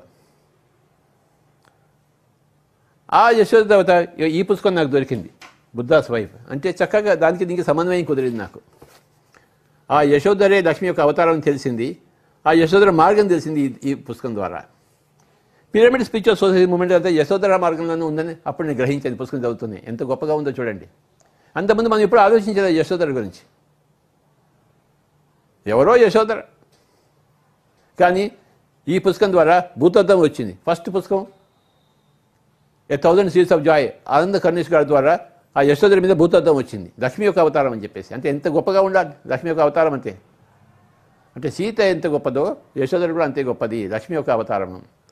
దాని డీటెయిల్స్ అంతా ఈ పుస్తకం ద్వారా వచ్చింది మనకి, ద బుద్ధాస్ వైఫ్. నాకు హాయ్ అనిపించింది. ఓహో, అన్టోల్డ్ స్టోరీ ఆఫ్ సీతాలో సీత గురించి తెలుసుకున్నాము, బుద్ధాస్ వైఫ్లో యశోధర గురించి తెలుసుకున్నాము. ఇంకేం కావాలి మనకి? ఇద్దరు లక్ష్మీ అవతారాలే. ఒక్కొక్క అవతారంలో ఒక్కొక్కటి చెప్పింది. సీత అవతారంలో మొగుడుతో ఉంటూ సాధన చేసింది, ఇక్కడ మొగుడు వదిలిపెట్టేసినా సాధన చేసింది యశోధరగా ఉన్నప్పుడు. బుద్ధుడి మార్గం ఏమిటి? ఫైనల్ సందేశం ఏంటి? ఎవరిని వాడే ఉద్ధరించుకోవాలని చెప్పేసి. అప్పో దీపోభవ. ఈవిడ తనను తాను ఉద్ధరించుకుంది కదా. బుద్ధుడి సమయంలో ఉంటుంది, బుద్ధుడి భార్యగా ఉంటుంది, బుద్ధుడి దగ్గర పోకుండా తన ఇంట్లో తాను ఉండి తాను సాధించుకుంది. అదే మన పిరమిడ్ మాస్టర్స్ అందరం కూడాను మన ఇంట్లో ఉండి మనం సాధించుకున్నాం. బట్టలు మార్చుకోలేదు, గుండు కొట్టించుకోలేదు, కాషాయవసాలు వేసుకోలేదు. వీటన్నిటికీ మనం విరుద్ధం కదా మన 18 ప్రిన్సిపల్స్లో. ఇంట్లోనే ఉంటాము, గృహస్థాశ్రమంలోనే ఉంటాము, అందులోనే సన్యాసం రంగరిస్తాము, అందులో ఉండే ప్రజాసేవ చేస్తాము.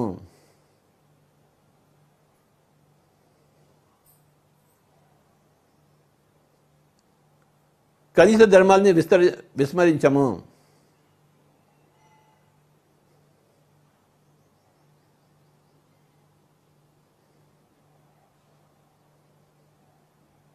నా పెళ్ళాం యొక్క బావగాడి తోడల్లుడు నేను చూసుకోను, కానీ నా పెళ్ళాం మటుకు నేను చూసుకుంటాను.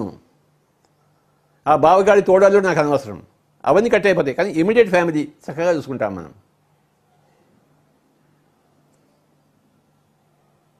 ఇది యశోధర మార్గము. సో మై డియర్ ఫ్రెండ్స్, ఈరోజు యశోధర గురించి తెలుసుకుందాము. ఏమిటయ్యా PSSM, pyramid spiritual society movement అంటే? Yashodhara plus Buddha is equal to PSSM. ఆవిడ యశోధర భవిష్యవాణి పలికినప్పుడు ఉత్తరోత్తర ప్రపంచం అంతా ఇదే వస్తుంది అని చెప్పింది. మనం ప్రపంచంతో మనం ఇప్పుడు ఇదే ఉన్నాం, పిఎస్ఎస్ఎం.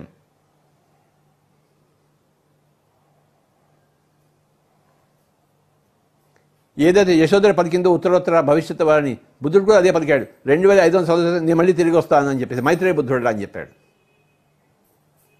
సన్యాస బుద్ధుడిలా కాదు, మైత్రేయ బుద్ధుడిలా. సంసారంలో ఉండే అందరితో మైత్రి చేస్తాను, నా అందరికీ కళ్యాణ కాలకుండా అవుతాను, మైత్రేయ బుద్ధుడిగా వస్తానని చెప్పాడు. పోతే పిఎస్ఎస్ఎంఏ మైత్రేయ బుద్ధ మూమెంట్.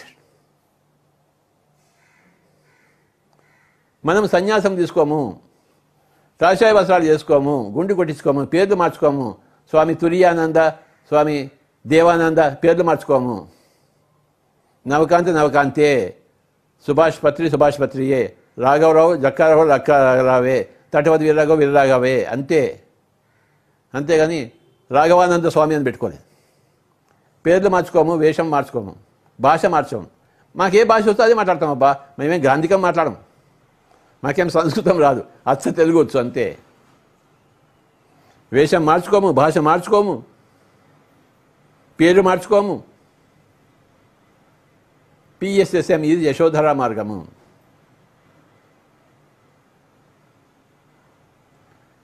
యశోధర గురించి ఈ పుస్తకం ద్వారా తెలుసుకుంటే మన గురించి మనం తెలుసుకుంటాం. మనం బుద్ధుడి దగ్గర నుంచి తీసుకోవాల్సింది ఏంటి? ఆనాపానసతి. అది ఆవిడ తీసుకుంది. బుద్ధుడు రాకముందే ఆ చంద్రుడి ద్వారా ఆవిడ బుద్ధుడి బోధన గురించి ఆనాపానసతి తెలుసుకుంటే అది అభ్యాసం చేసింది ఆవిడ. దాంతో సంతృష్టి పొందింది ఆవిడ. ఎక్కడ ఉన్న చోట అక్కడే. ఆనాపానసతి ఇంకేం కావాలి ఎవరికైనా కానీ? ఆనాపానసతిని సంపాదించుకోవాల్సిన ఏం వదిలిపెట్టాలి? ఏదైనా వదిలిపెట్టాలా? హిమాలయాలకి వెళ్ళాలా? రాజ్యాన్ని వదిలిపెట్టాలా? మొగుడిని వదిలిపెట్టాలా? పెళ్ళాన్ని వదిలిపెట్టాలా? పిల్లల్ని వదిలిపెట్టాలి? ఎవరిని వదిలిపెట్టాలి? దేన్ని వదిలిపెట్టక్కర్లేదు. ఉన్నదాంతో ఉంటూ నువ్వు ఆనాపానసతిని పట్టుకోవాలి. అదే పిరమిడ్ మాస్టర్స్ చేసిన పని. ఆనాపానసతి వస్తే ఇంకేముంది, అన్నీ వచ్చినట్టే లెక్క.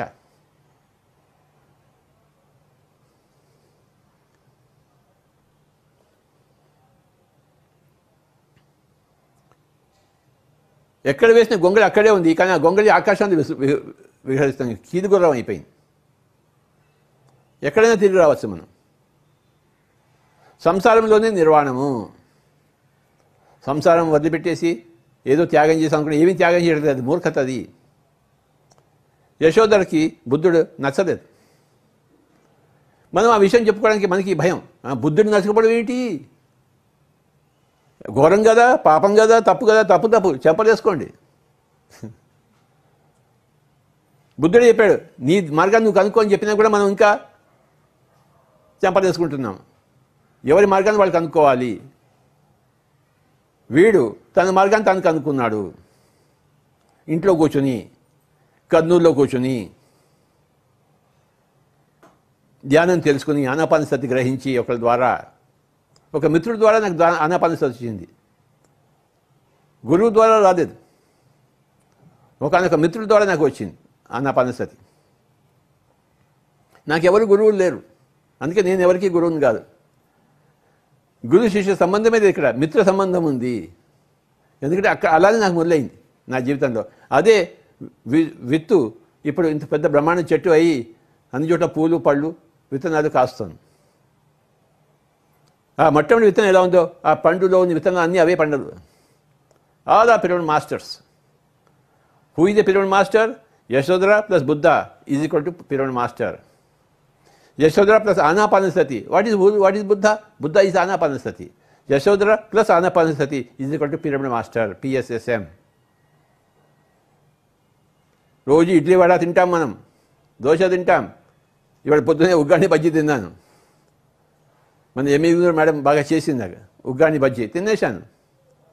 ఈ పుస్తకం చూడడం మొదలుపెట్టాను. ఈ పుస్తకం నుంచి ఇవాళ పొద్దున్నే మెసేజ్ రాయడం మొదలుపెట్టాను. ప్రతిరోజు ఈ పుస్తకం నుంచి మెసేజ్ రాస్తున్నాను నేను. పొద్దున నా పని నేను చేసుకుంటున్నాను. ఈ పుస్తకం నుంచి మెసేజ్ అందరికీ వెళ్తోంది. ఈరోజు ఈ యశోధర ఈ పుస్తకం గురించి చెప్పాను అంతా.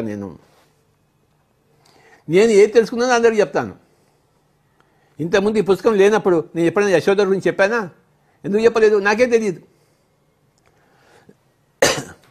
నాకు తెలియనప్పుడు నేనేం చెప్తాను? నాకు తెలిసినప్పుడు నేను చెప్పకుండా ఎలా ఉంటాను?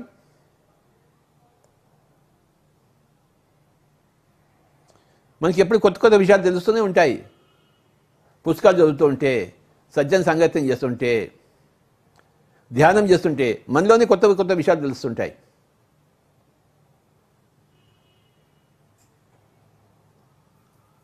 ముమ్మడివరం బాలయోగి ఏ పుస్తకాలు చదవలేదు. ఒక భక్త పోతన సినిమా చూశాడు అంతే. తాను ధ్యానంలో ఉండిపోయాడు 40 సంవత్సరాలు. సప్తాంగం ఒకరోజు మటుకు శివరాత్రి రోజు మటుకు ఆయన బయటకు వస్తాడు, అందరికి దర్శనం ఇస్తాడు, మెట్టి వెళ్ళిపోతాడు. ఆయన తన ధ్యానం నుంచి అన్నీ తెలుసుకున్నాడు. ఆయన ఏమేమి తెలుసుకోవాలో. నేను ఎలా తెలుసుకున్నాను? నేను ముమ్మడివరం బాలయోగి కాదు, నేను పుస్తకాల యోగిని, జ్ఞాన యోగిని. ఈ పుస్తకాలు చదివి చదివి చదివి చదివి ఇగో ఇంత జ్ఞానం అయిపోయింది. ముమ్మడివరం బాలయోగిలో నేను కళ్ళు మూసుకుని కూర్చోలేదే.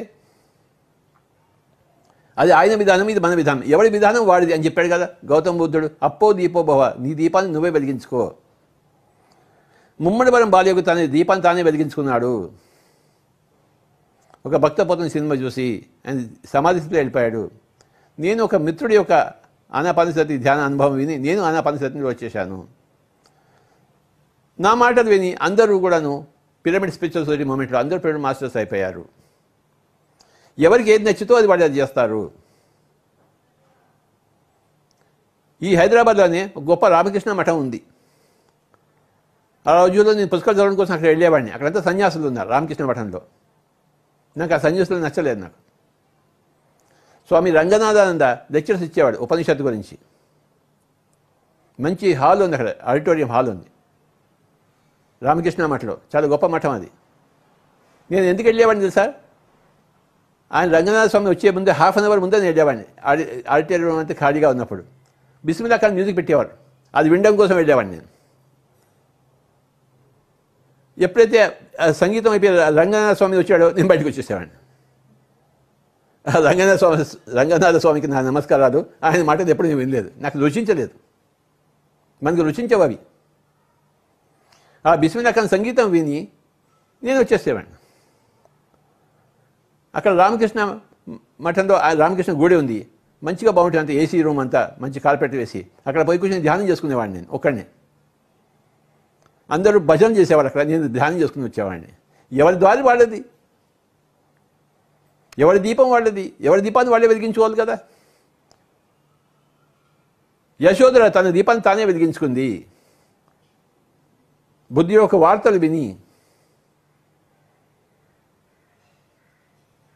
తన దుఃఖం నుంచి తాను బయటకు వచ్చింది ప్రజాపతి యొక్క బోధన ద్వారా, బుద్ధుడు తల్లి యొక్క బోధన ద్వారా, ఆవిడ ప్రోత్సాహం ద్వారా తాను బయటకు వచ్చి తాను అందరికీ చేయూతనిచ్చింది. తాను ఏ సహాయాన్ని ప్రజాపతి గౌతమ నుంచి పొందిందో ఆ సహాయాన్ని యశోదర అందరికీ ఇవ్వడం మొదలుపెట్టింది. నేను నా మిత్రుడి దగ్గర నుంచి ఏ ఆనాపానసతి తెలుసుకున్నానో నేను దాన్ని అందరికీ ఇవ్వడం మొదలుపెట్టాను కదా. అలాగే బుద్ధుడి చరిత్ర నుంచి మనం తెలుసుకోవాల్సింది ఏమిటి? ఆనాపానసతి, అహింస.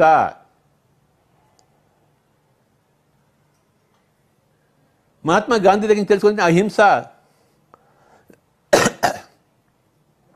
ఆ బ్రిటిష్ వాడు ఎంత కొట్టినా సరే గమ్మును కూర్చునేవాడు. ఎదురు తిరిగి కొట్టాడా గాంధీ? అదేనా మనస్తత్వం? కాదు కదా. కొట్టించుకుందాం, నో ప్రాబ్లం. చచ్చిపోదాం, నో ప్రాబ్లం. ఏదైనా ప్రాబ్లం ఉంటే కదా గాంధీజీకి. కానీ నేను తిరిగి కొట్టను, ఒక మాట కూడా దూషించను. మిత్రమా నువ్వు చేయకు అని చెప్తాను అని చెప్పాడు. తోటి మనిషిని కొట్టకు, నాకు నీ మీద ద్వేషం లేదు, నువ్వు చేసే పని రాంగని చెప్తున్నాను నీకు, అంతే. చెప్పడం వరకే నా పని, తర్వాత నీ ఇష్టం. నీ కర్మకి నువ్వు బాధ్యుడవుతావు, నా కర్మకి నేను బాధ్యుడిని అవుతాను. మంది గాంధీ మార్గము, యశోధరా మార్గము, ఆనాపానసతి అనే బుద్ధ మార్గము. మన దాంట్లో పిల్లలు మాస్టర్లు ఎవరైనా వచ్చి నేను సన్యాసం తీసుకుంటే ఓకే, నీ ఇష్టం. అది మనం ఎవరిని ఆపుతామేంటి? నీకు సన్యాసమే కావాలనుకుంటే సన్యాసం తీసుకో, నువ్వు ఎవరొద్దన్నారు. నీ మార్గం నువ్వు చూసుకో. అదే కదా మనం చెప్తున్నది, అప్పో దీపో భవ, నీ దీపాన్ని నువ్వే వెలిగించుకోవాలి. నా మార్గంలో నువ్వు రాని చెప్పడం చెప్తామేంటి మనం? నో, నా మార్గం నేను ఉన్నాను, నీ ఇష్టం. భగవద్గీతలో అన్నీ చెప్పిన తర్వాత కృష్ణుడు అర్జునుడితో అంటాడు, యథా ఇచ్చసి తథా కురు, నీకేది కోరికుందో అది చేయి నాయన అంటాడు. అదే మనం చెప్పేది. నాకు ఇలానే ఉండాలి. నిన్న రాత్రి జూమ్లో మాట్లాడుతుంటే ఒక ఆవిడ వచ్చేసి, నేను ఎందుకు వస్తాను తెలుసా అని. ఎందుకు వస్తానంటే నీ కొడతాలు చూడడానికి కోసం వస్తానని చెప్పింది. నువ్వు రంగురంగులు బట్టలు వేసుకుంటావు రోజు, నువ్వు అవి నాకు చాలా ఇష్టం, నువ్వే బట్టలు వేసుకుంటావో, ఇవాళ ఏం బట్టలు వేసుకున్నావు వస్తున్నావు ఆలోచిస్తూ కూర్చుంటాను, నువ్వు సరిగ్గా అదే రంగు బట్టలు వేసుకుని వస్తావని చెప్పినాడు. యథా ఇచ్చేసి తథా కురు. భగవద్గీత యొక్క చివరి, ఎలాగైతే గౌతమ బుద్ధుడి చివరి అప్పో దీపోభో, భగవద్గీతలో చివరి సందేశము యథా ఇచ్చేసి తథా కురు. యశోదరు ఏం చేసింది? తనకి ఏం కోరుకుందో అదే చేసింది. బుద్ధుడైనా మొగుడు మార్గంలో వెళ్ళిందా? లేదు, నా మార్గం నాదే అని చెప్పింది. ఆ తల్లి కొడుకు రాహులుడు నా మార్గం నాదే అన్నాడు. ఆవిడ తల్లిలో లేడు, తండ్రితో ఉన్నాడు ఆయన. ఆ కొడుకైనా వాడు చిన్న పిల్లవాడైనా వాడు సన్యాసులు కలిసిపోయాడు. అది వాడి ఇష్టం, వాడిది. ఉత్తరోత్తర తర్వాత జన్మలో ఆ రాహులుడే జీసస్ క్రైస్ట్ అయ్యాడు. తెలుసా మీకు అది?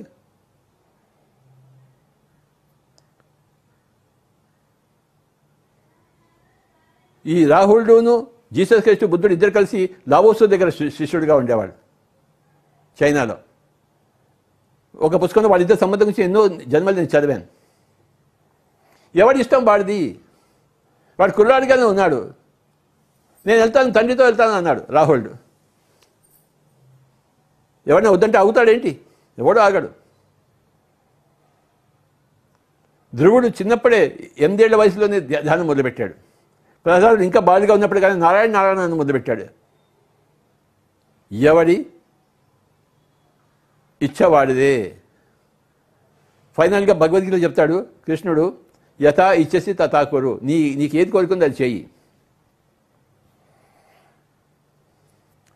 ఈ విస్తారమైన పిరమిడ్ ప్రపంచం అందరి ఇష్టం ద్వారా వచ్చింది. ఎవరి ఇష్టం వాళ్ళదే. మై డియర్ ఫ్రెండ్స్, ఈరోజు మనం యశోధరాయణం తెలుసుకుందాం. సరోజ గుడ్లపల్లి గారి ద్వారా సీతాయనం తెలుసుకుంటున్నాము. ఈరోజు యశోధరాయణం. ఆవిడ చెప్పినంత బాగా నేను చెప్పలేను, నా కథలు చెప్పడం చేత కాదు. ఓషో భలే కథలు చెప్తాడు. అందరూ ఇలా నోరు పెట్టుకుని వింటారు ఓషోని. మనకి అంత చేత కాదు, మనకు సూత్రాలు చెప్తాం అంతే, కథలు చెప్పడం చేత కాదు. వాళ్ళకి సూత్రాలు చెప్పడం చేత కాదు, మనకి కథలు చెప్పడం చేత కాదు. అది పని. కథలు అక్కడికి వెళ్ళాలి, సూత్రాలు నా దగ్గర రావాలి. మన సూత్రం ఏమిటి? Yashodhara plus Buddha = PSM master, pyramid master. మనం గృహస్థాశ్రమంలోనే ఉంటాము. 4 ఆశ్రమాలు ఉన్నాయి. బ్రహ్మచర్యాశ్రమం, గృహస్థాశ్రమం, వానప్రస్థాశ్రమం, సన్యాసాశ్రమం. 4 1 2 3 4 4. బ్రహ్మచర్యాశ్రమం అంటే ఏమిటి? నేర్చుకునే ఆశ్రమం. నేను ఎప్పుడు నేర్చుకునే ఉంటాను. ఇగో ఈ పుస్తకం వచ్చినప్పుడు ఈ పుస్తకం గురించి తెలుసుకున్నాను. 1000 Seeds of Joy ఉన్నప్పుడు ఆ పుస్తకం తెలుసుకున్నాను. లక్ష్మీదేవి సరస్వతి గురించి తెలుసుకున్నాము. అన్టోల్డ్ స్టోరీ ఆఫ్ సీతారాం దాని గురించి తెలుసుకున్నాము.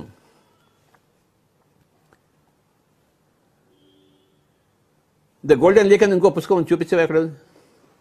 నవకాంత, ఇది లేటెస్ట్ పుస్తకం, గోల్డెన్ లేక్. అదే ఇప్పుడు ఈ పుస్తకం చదువుతున్నాను. రేపు రెండు కొన్ని రోజుల తర్వాత ఈ పుస్తకం గురించి కూడా చెప్తాను, ద గోల్డెన్ లేక్. మొన్న సాహిద్ అనే మన మాస్టర్ ఒరిస్సా నుంచి నాకు చెప్పాడు, నాకు ధ్యానంలో ఒక పుస్తకం కనబడింది, పేరు కనబడింది, ఆ పుస్తకం తీసుకుంటే గోల్డెన్ లేక్ ఉంది, నేను చదివేశాను, నువ్వు కూడా చదువు అని చెప్పి నాకు ఇచ్చాడు. నాకు మన పిరమిడ్ మాస్టర్ సాహిల్ కండాయ్. ఎంత బాగుందో ఈ పుస్తకం. సగంలో ఉన్నాను నేను. ఈ పుస్తకాలు చూస్తున్నప్పుడు ఏ ఆశ్రమంలో ఉన్నాను? నేను బ్రహ్మచర్య ఆశ్రమంలో ఉన్నాను, నేర్చుకునే ఆశ్రమంలో ఉన్నాను. చూసారా? పుస్తకాలు చదువుతున్నప్పుడు, కొత్త పుస్తకాలు చదువుతున్నప్పుడు మనమంతా బ్రహ్మచర్య ఆశ్రమంలో ఉన్నాము. గృహస్థాశ్రమం అంటే ఎంజాయ్మెంట్ ఆశ్రమం. వానప్రస్థాశ్రమం అంటే సర్వీస్ టు ద కమ్యూనిటీ. సన్యాసాశ్రమం అంటే service to the whole world. ఇప్పుడు ఇక్కడ కూర్చొని నేను ఇది రికార్డ్ చేస్తున్నానంటే ఇది ఎవరి కోసం చేస్తున్నాను? ప్రపంచమంతా కోసం చేస్తున్నాను. ఇదే సన్యాసాశ్రమం. బట్టలు మార్చుకుంటే సన్యాసాశ్రమం కాదు, గుండె కొట్టించుకుంటే సన్యాసి కాదు. ప్రపంచానికి అందుకోసంత పని చేస్తుంటే నువ్వు సన్యాసివి. ఈ పుస్తకం నేను చదువుతుంటే నేను బ్రహ్మచార్య ఆశ్రమంలో ఉన్నాను. ఇంట్లో సినిమాలు చూసుకుంటూ ఉంటే, ఇంట్లో వండుతుంటే నేను గృహస్థాశ్రమంలో ఉన్నాను. నా చుట్టుపక్కల వాళ్ళని నేను చూసుకుంటూ ఉంటే పక్క ఊరికి వెళ్ళి నా దగ్గరకు వచ్చిన వాడు చూసుకుంటే నేను కమ్యూనిటీలో ఉన్నాను, సర్వీస్లో ఉన్నాను, వానప్రస్థాశ్రమంలో ఉన్నాను. ప్రపంచంతో తిరుగుతుంటే సన్యాసాశ్రమంలో ఉన్నాను. నేను ఏ ఆశ్రమంలో లేను, అన్ని ఆశ్రమంలో ఉన్నాను. ఈ 4 కలగలిపి ఒకటే ఆశ్రమం అయితే అదే PSSM, పిరమిడ్ మాస్టర్ ఆశ్రమం. పిరమిడ్ మాస్టర్ ఎప్పుడు నేర్చుకుంటూ ఉంటాడు, ఎప్పుడు ఎంజాయ్మెంట్లో ఉంటూనే ఉంటాడు, చుట్టుపక్కల వాళ్ళు చెప్తూ ఉంటాడు, ప్రపంచంతో తిరిగి చెప్తూ ఉంటాడు. ప్రతి పిరమిడ్ మాస్టర్ కూడాను బ్రహ్మచారి, గృహస్థుడు, వానప్రస్థుడు, మరి సన్యాసి. ఈ 4 కలిపి ఏదైతే అవుతుందో అదే పిరమిడ్ మాస్టర్, అదే పిరమిడ్ స్పిరిచువల్ సొసైటీ మూమెంట్. 4 = 1 ఇది కొత్త ఈక్వేషన్. 4 అంటే బ్రహ్మచార్యాశ్రమం అంటే లర్నింగ్ ఆశ్రమం, గృహస్థాశ్రమం ఎంజాయ్మెంట్ ఆశ్రమం, వానప్రస్థాశ్రమం సర్వీస్ ఆశ్రమం, సన్యాసాశ్రమం టోటల్ డిటాచ్మెంట్. తామరాకు మీద నీటి పట్టులాగా, తామరాకు మీద నీటి పట్టు కానీ కలిసి ఉందా? లేదు కదా. అలాగే మన గృహస్థంలో ఉంటాం కదా, కలిసిదేమో టోటల్ సన్యాసం. కానీ గృహస్థం ఉందామంటే ఉన్నాం, ఎందుకు లేవు? వంట చేస్తాము, చేతి కూడా కాల్చుకుంటాం. ఈ 4 ఆశ్రమాలు కలిపి ఏ ఆశ్రమం అయితే ఉంటుందో అదే పిరమిడ్ మాస్టర్ ఆశ్రమము. ఇక్కడ ఉన్నాడు పిరమిడ్. ఈ 4 4 కలిపితే ఏదవుతుందో గ్రైండర్లో వేసి అదే పిరమిడ్ మాస్టర్. బ్రహ్మచర్యాశ్రమము, గృహస్థాశ్రమము, వానప్రస్థాశ్రమము, సన్యాశ్రమం ఈ 4 ఆశ్రమాలు కలిపి గ్రైండర్లో వేసి కొడితే వచ్చేవాడే pyramid master. Yashodhara plus Buddha. Pyramid master దగ్గర యశోద దగ్గర ఉన్నదంతా ఇక్కడ ఉంది. ఆవిడ దగ్గర ఏమేమి ఉన్నాయో అన్నీ మన దగ్గర ఉన్నాయి. అలాగే బుద్ధుడి దగ్గర ఏమేమి ఉన్నాయో అన్నీ మన దగ్గర ఉన్నాయి. మన దగ్గర నిర్వాణం ఉంది, పరినిర్వాణం ఉంది, మహాపరినిర్వాణం ఎందుకు లేదు మన దగ్గర? సోక్రటీస్ దగ్గర ఏముందో అంతా మన దగ్గర ఉంది. వర్ధమాన మహావీరుల దగ్గర ఏముందో అంతా మన దగ్గర ఉంది. అంతా అహింస, మనం శాకాహారం. మన ఊళ్ళ మీద తిరిగి పడి చేస్తుంటాం శాకాహార ప్రచారం, అహింస ఉద్యమం. గాంధీ గారి దగ్గర ఏముందో అంతా మన దగ్గర ఉంది.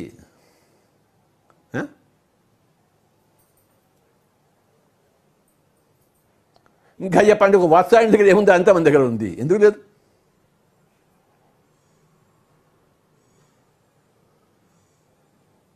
సిగ్గు ఎగ్గు లేని వాళ్ళం మనము, అన్నీ ఉన్నవాళ్ళము.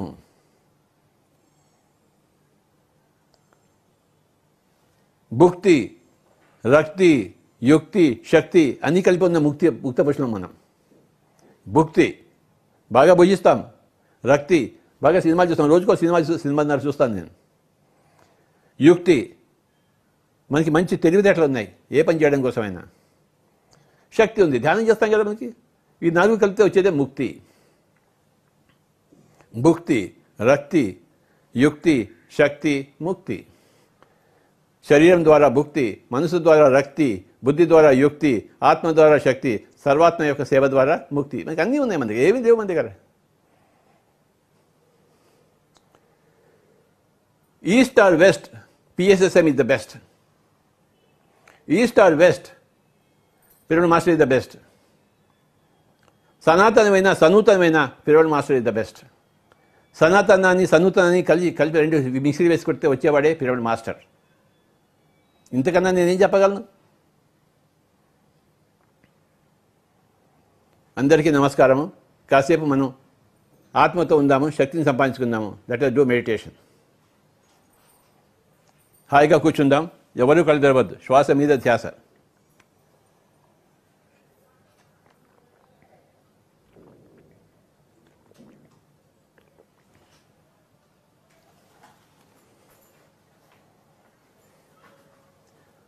మనతో మనం కలిసి ఉందాం మై డియర్ ఫ్రెండ్స్.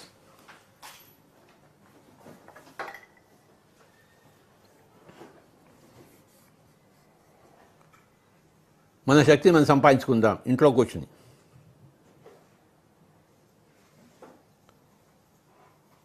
తను ద్వారా భుక్తి, మనసు ద్వారా రక్తి, బుద్ధి ద్వారా యుక్తి, ఆత్మ ద్వారా శక్తి. లోక కళ్యాణం ద్వారా, లోక సేవ ద్వారా మనకి ముక్తి.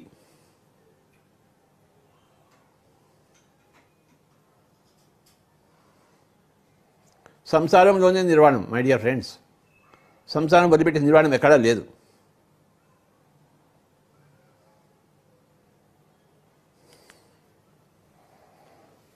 ఎవరూ కళ్ళు తెరవద్దు. శ్వాస మీద ధ్యాస. మనది యశోధరా మార్గం ప్లస్ ఆనాపానసతి మార్గం ప్లస్ అహింసా మార్గం. ఆనాపానసతి బుద్ధుడి దగ్గర నుంచి, అహింస వర్ధమాన మహావాడి దగ్గర నుంచి, సత్యము మహాత్మా గాంధీజీ దగ్గర నుంచి తీసుకుని మనం యశోధరలా జీవిస్తున్నాం. మన కుటుంబంలో మనం ఉంటున్నాం.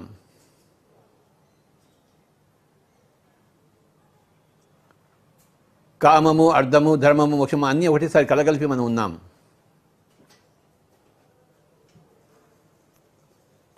చతుర్విధ పురుషార్థాలు మనలో విజృంభించి ఉన్నాయి.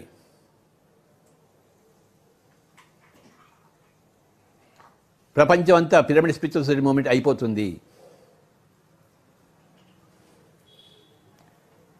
మనం ఎవరికన్నా గొప్ప కాదు, ఎవరికన్నా తక్కువ కాదు, గుర్తుంచుకోండి. ఉత్తరోత్తర ప్రపంచం అంతా పిఎస్ఎస్ఎం అయిపోతుంది. అందరూ యశోధర ప్లస్ బుద్ధ అవుతారు.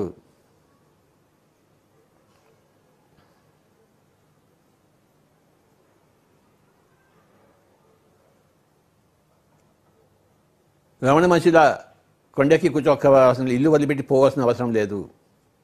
మనం ఇల్లు వదిలిపెట్టము, ఇంటిని ఆశ్రమం చేసుకుంటాము.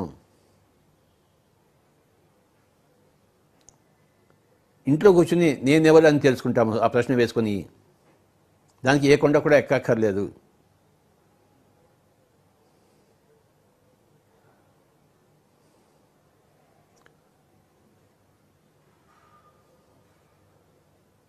ముమ్మడివరం బాలయోగుల 40 ఏళ్ళు మనం కూర్చోవలసిన అవసరం లేదు. మన వయసు ఎంత ఉందో అన్ని నిమిషాలు తప్పకుండా కూర్చుంటాము. ఖచ్చితంగా కూర్చుంటాం, ప్రతిరోజు కూర్చుంటాము.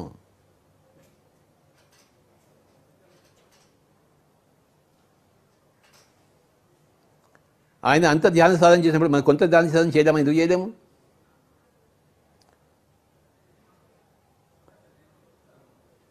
రమణ మహర్షి అంత ఆత్మ పరిశీలన చేసినప్పుడు మనం కొంత ఎందుకు చేయలేము?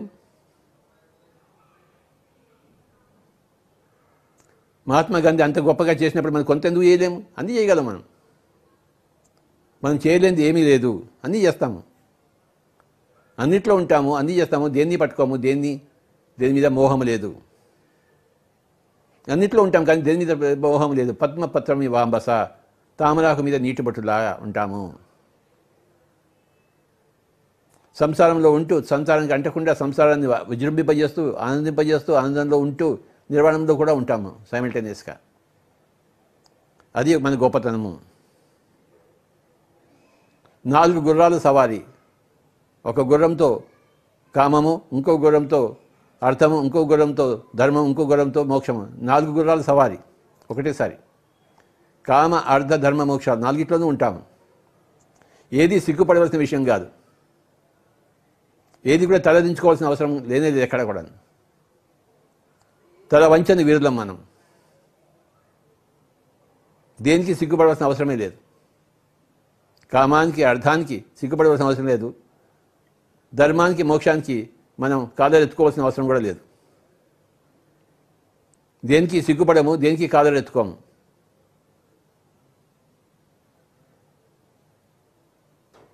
పర్ఫెక్ట్ బ్యాలెన్స్లో ఉన్నవాళ్ళం. సంసారంలోనూ ఉన్నవారము, నిర్వాణంలోనూ ఉన్నవారం. My dear friends, 50-50. ఎవరూ కళ్ళు తెరవద్దు. శ్వాస మీద ధ్యాస, ఆనాపానసతి.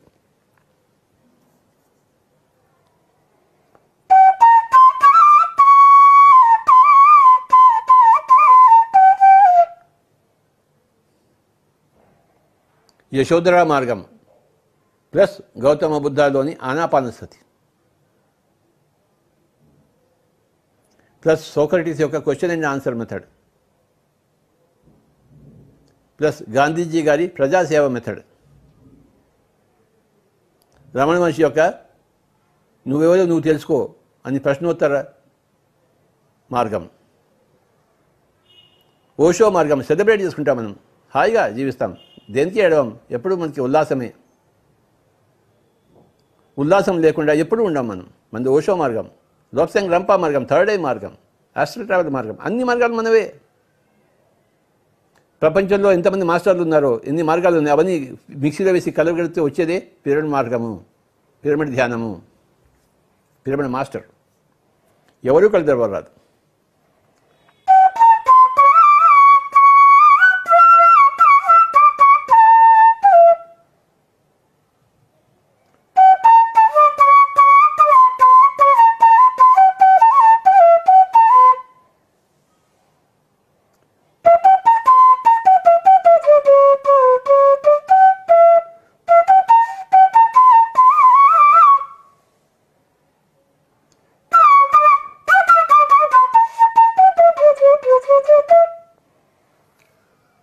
రాహులుడు తల్లి బంధానికి విడిపెట్టుకోగలడు, కానీ తల్లి మటుకు తన కొడుకు బంధించి ఎప్పుడు వెళ్ళిపోలేదు.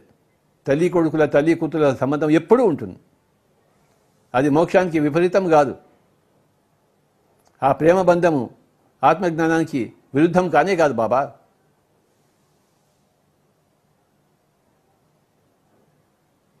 కొడుకుని తల్లిని మర్చిపోవచ్చు, కానీ తల్లి ఎప్పుడు కొడుకుని మర్చిపోదు. ఇది ప్రకృతి సత్యం. ప్రకృతి సత్యంలో జీవించేవాడే ఆత్మజ్ఞాని.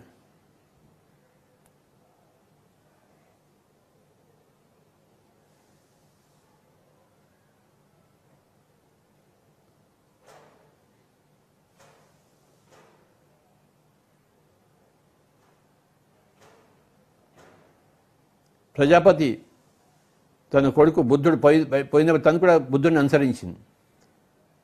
యశోధర కొడుకుని అనుసరించిపోయి కొడుకు తన వైపు చూడటం లేదు తెలుసుకున్నప్పుడు మళ్ళీ తిరిగి వచ్చేసింది. ఎవరి మార్గం వాళ్ళది, ఎవరి ధర్మం వాళ్ళది, ఎవరి దీపం వాళ్ళది, ఎవరి దీపాన్ని వాళ్ళే వెలిగించుకోవాలి. అప్పో దీపో భవ యథా ఇచ్చసి తథా కురు. మై డియర్ ఫ్రెండ్స్, భగవద్గీతకు ఫైనల్ సందేశం. నీకేది అనిపిస్తుంది నువ్వు అది చెయ్యి. నీ స్వధర్మంలో నువ్వు ఉండు. పక్కవాడికి ఏ ధర్మంలో అనిపిస్తుంది దానికి నీకు సంబంధమే లేదు. పరధర్మము భయావహము, స్వధర్మము శ్రేష్టం అన్నాడు భగవద్గీతలో. నీకేది అనిపిస్తుందో చెయ్యి. Be truth unto you yourself. Richard Bach చెప్తాడు, the only obligation in any given lifetime is to be true to yourself. Illusions అనే పుస్తకంలో, మహాగ్రంథంలో రిచర్డ్ బాక్ అనే మహాత్ముడు అంటాడు, ఏమంటాడు? Your only obligation in any given lifetime is to be true to yourself. ఏ జన్మలో అయినా నీకేది నిశ్చితంగా అనిపిస్తుందో రూపొందించి అది చేయడమే నీ యొక్క అభిమతంగా ఉండాలని చెప్పాడు. నీ లోపలి యొక్క కాంక్షను నువ్వు తీర్చుకో. నీతో నువ్వు ఉండు. ఇదే దావస్తు మార్గం. Be natural. నీకేది సహజంగా అనిపిస్తుందో అది దాంతో నువ్వు చెయ్యి. నీకేది అసహజం అనిపిస్తుందో దాని వెంట పోకు నువ్వు. ఒక్కొక్కరికి ఒక్కొక్కటి సహజం అనిపిస్తుంది. ఎవరికి ఏది సహజమో అందులో ఉండాలి వాళ్ళు. అదే దావస్తు మార్గం.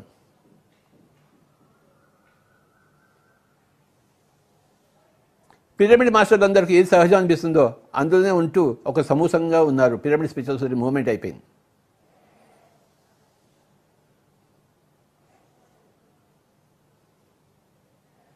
ప్రపంచమంతా పిఎస్ఎస్ అవుతాయని నా యొక్క హృదయం చెప్తోంది నాకు.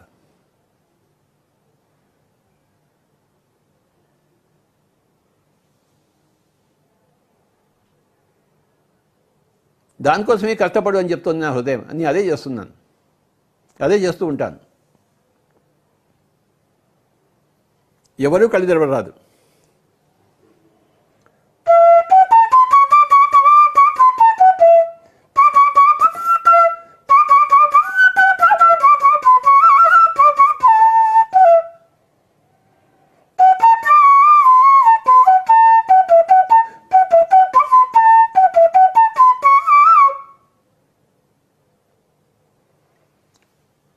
నాలుగు ఆశ్రమాలు కలిపి కొడితే ఏ ఆశ్రమం అయితే వస్తుందో ఆ పేరే పిరమిడ్ ఆశ్రమం. అందులో బ్రహ్మచార్యాశ్రమం ఉంది, గృహస్థాశ్రమం ఉంది, వానప్రస్థాశ్రమం ఉంది, సన్యాసాశ్రమం అన్ని నాలుగు కలగలిపి ఉన్నాయి పిరమిడ్ ఆశ్రమంలో.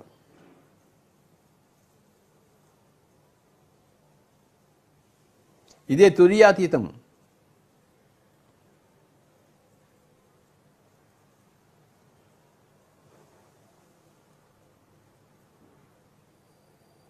ససేమిరా కళ్ళు తెరవరాదు.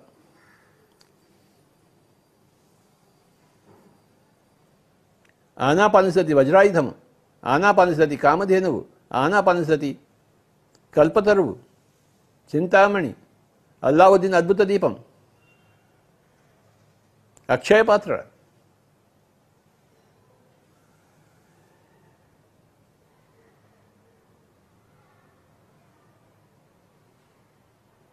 నిరంతరం ఆనాపానసతిలో ఉన్నవారం మనం, నిరంతరం ఆనాపానసతిని బోధించేవారం, సన్యాసంలో లేకుండా సంసారంలో ఉంటూ.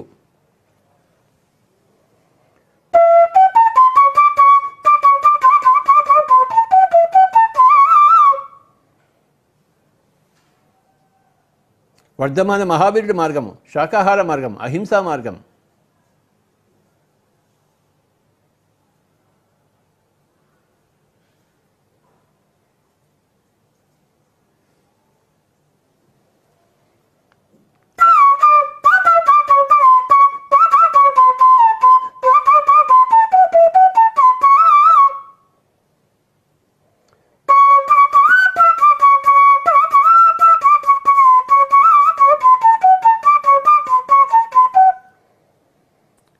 యశోధర మార్గం. ఎంత గొప్పదో యశోధర, సాక్షాత్ లక్ష్మీ అవతారం.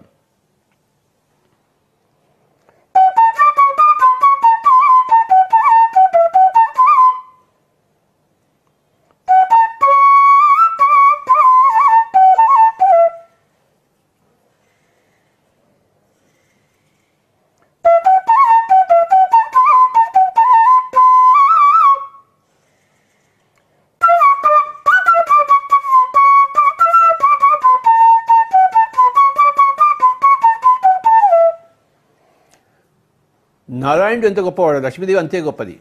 రాముడు ఎంత గొప్పవాడు, సీత అంతే గొప్పది. బుద్ధుడు ఎంత గొప్పవాడు, యశోధర అంతే గొప్పది.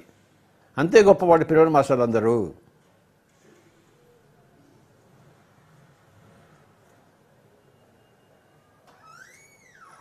ససేమిరా కళ్ళు తెరవరాదు.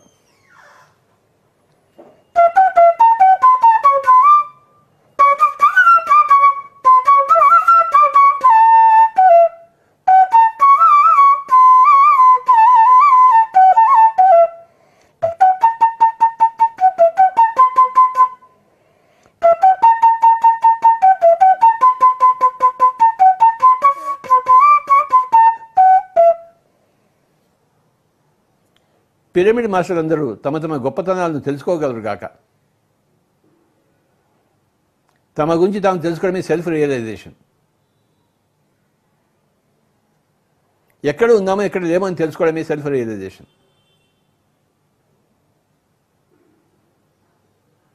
ఈరోజు యశోధర ద్వారా మనం ఎక్కడ ఉండాలో తెలుసుకుందామో, ఎక్కడ ఉన్నామో తెలుసుకుందాం. ఎక్కడ ఉండాలో అక్కడే ఉన్నాం మనం. ఎక్కడ ఉండకూడదామో అక్కడ లేము, ఎక్కడ ఉండాలో అక్కడే ఉన్నాం. మనమంతా సంపూర్ణంగా యశోధర అవతారం.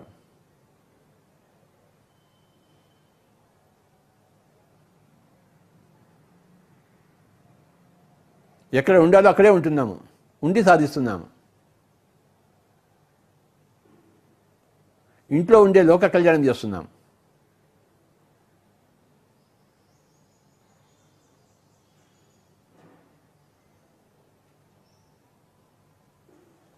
ఎవరూ కళ్ళు తెరవరాదు.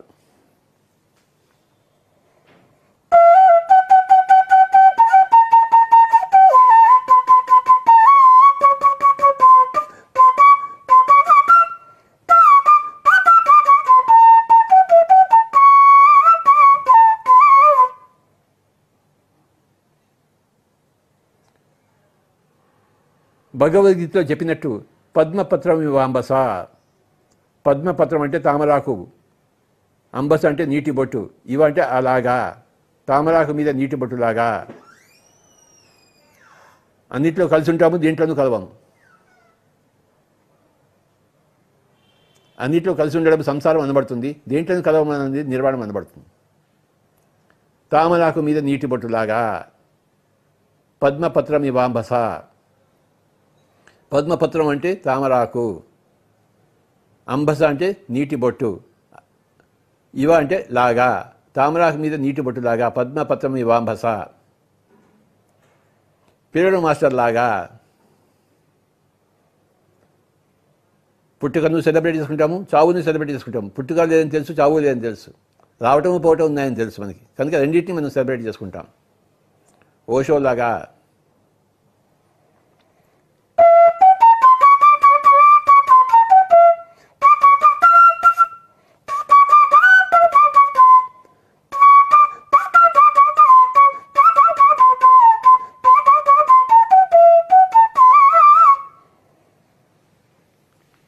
ఈ భూమండలం మీద ఏ జంతువు నరకబడకుండా ఉండుగాక, ఏ పక్షి నరకబడకుండా ఉండుగాక, ఏ చేప సముద్రం నుంచి నీటి నుంచి బయటికి తీయకుండా ఉండబడుగాక. ఇదే మన అహింసా వ్రతం.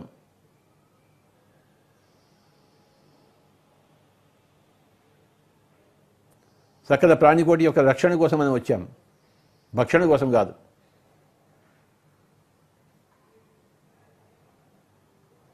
చేతనంత రక్షణ చేస్తాము, మళ్ళీ ఈ లోకం నుంచి వెళ్ళిపోతాము, అందరికీ ఆదర్శంగా ఉంటాము. ఎల్లకాలం మనం ఇక్కడ ఉండం కదా, ఎవడు ఉండడు కదా. ఉన్నంతకాలం మనం రక్షణలో ఉంటాము, సకల ప్రాణికోటి యొక్క రక్షణలో మనం ఉంటాము. తర్వాత హాయిగా విశ్రమిస్తాము టాటా చెప్తూ. మళ్ళీ ఇంకా ఎన్నిసార్లు వస్తామో ఎన్నిసార్లు పోతామో, ఈ రాకపోకలు ఎప్పుడూ ఉంటాయి ఏదో ఒక లోకానికి.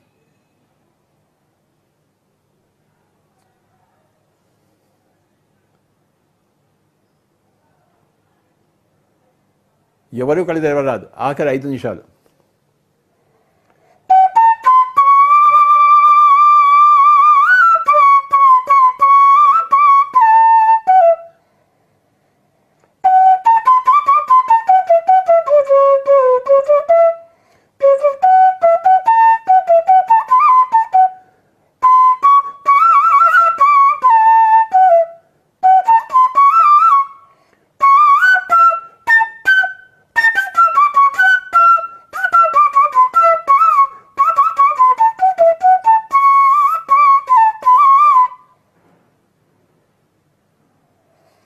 ఆఖరి 3 నిమిషాలు.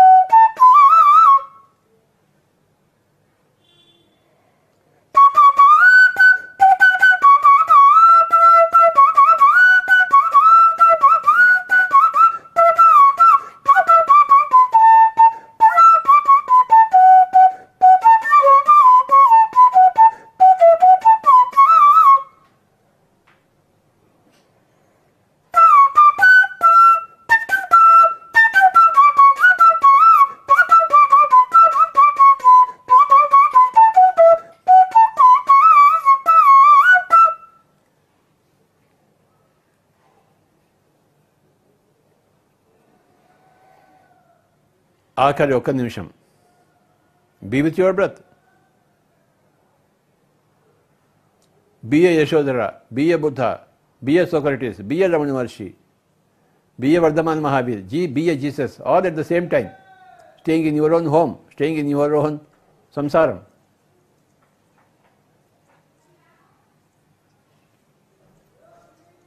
Every other master should be in you.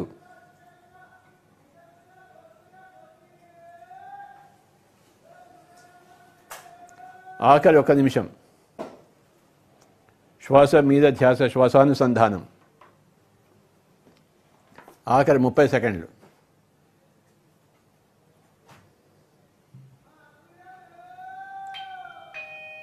20 seconds.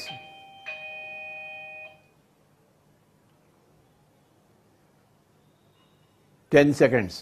9, 8, 7, 6, 5, 4, 3, 2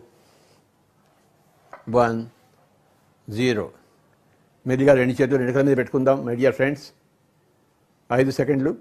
5 4 3 2 1 0. చేతులు తీసేసి కళ్ళు రెండు తెరుద్దాం.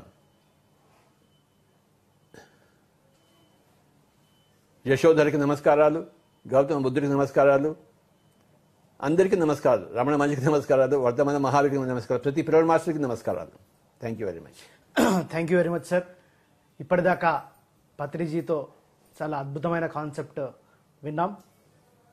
పిరమిడ్ మాస్టర్ అంటే ఒక బుద్ధుడు ప్లస్ యశోధర కలిస్తేనే పిరమిడ్ మాస్టర్ అని చెప్పి, అన్ని ఆశ్రమాలు కలిపితేనే పిరమిడ్ మాస్టర్ అని చెప్పి, పిరమిడ్ మాస్టర్ అన్ని ఆశ్రమాలను పర్ఫెక్ట్గా ఉంటారని చెప్పి, అన్ని ఆశ్రమ ధర్మాలు పర్ఫెక్ట్గా ఏ ధర్మము పట్టుకోకూడదు, సన్యాసాశ్రమం అయితే సన్యాసాశ్రమమే, సంసారం అయితే సంసారమే, అట్లా కాకుండా అన్నిటినీ బ్యాలెన్స్ చేస్తూ వచ్చేవారే పిరమిడ్ మాస్టర్ అని ఈరోజు పత్రిజీ చాలా చక్కగా అద్భుతంగా వివరించారు. నిజంగా పత్రిజీ మనకి ఈ జన్మలో దొరకడం అదృష్టం. ఎందుకంటే పిరమిడ్ మాస్టర్లందరినీ కూడా మొదటి నుంచి ఈ అన్ని ఆశ్రమాల్లో బ్యాలెన్స్డ్గా ఉండేటట్టుగా ఇప్పటిదాకా మనను పిరమిడ్ మాస్టర్లందరినీ ట్రైన్ చేస్తూ పత్రిజీ గారు వస్తున్నారు.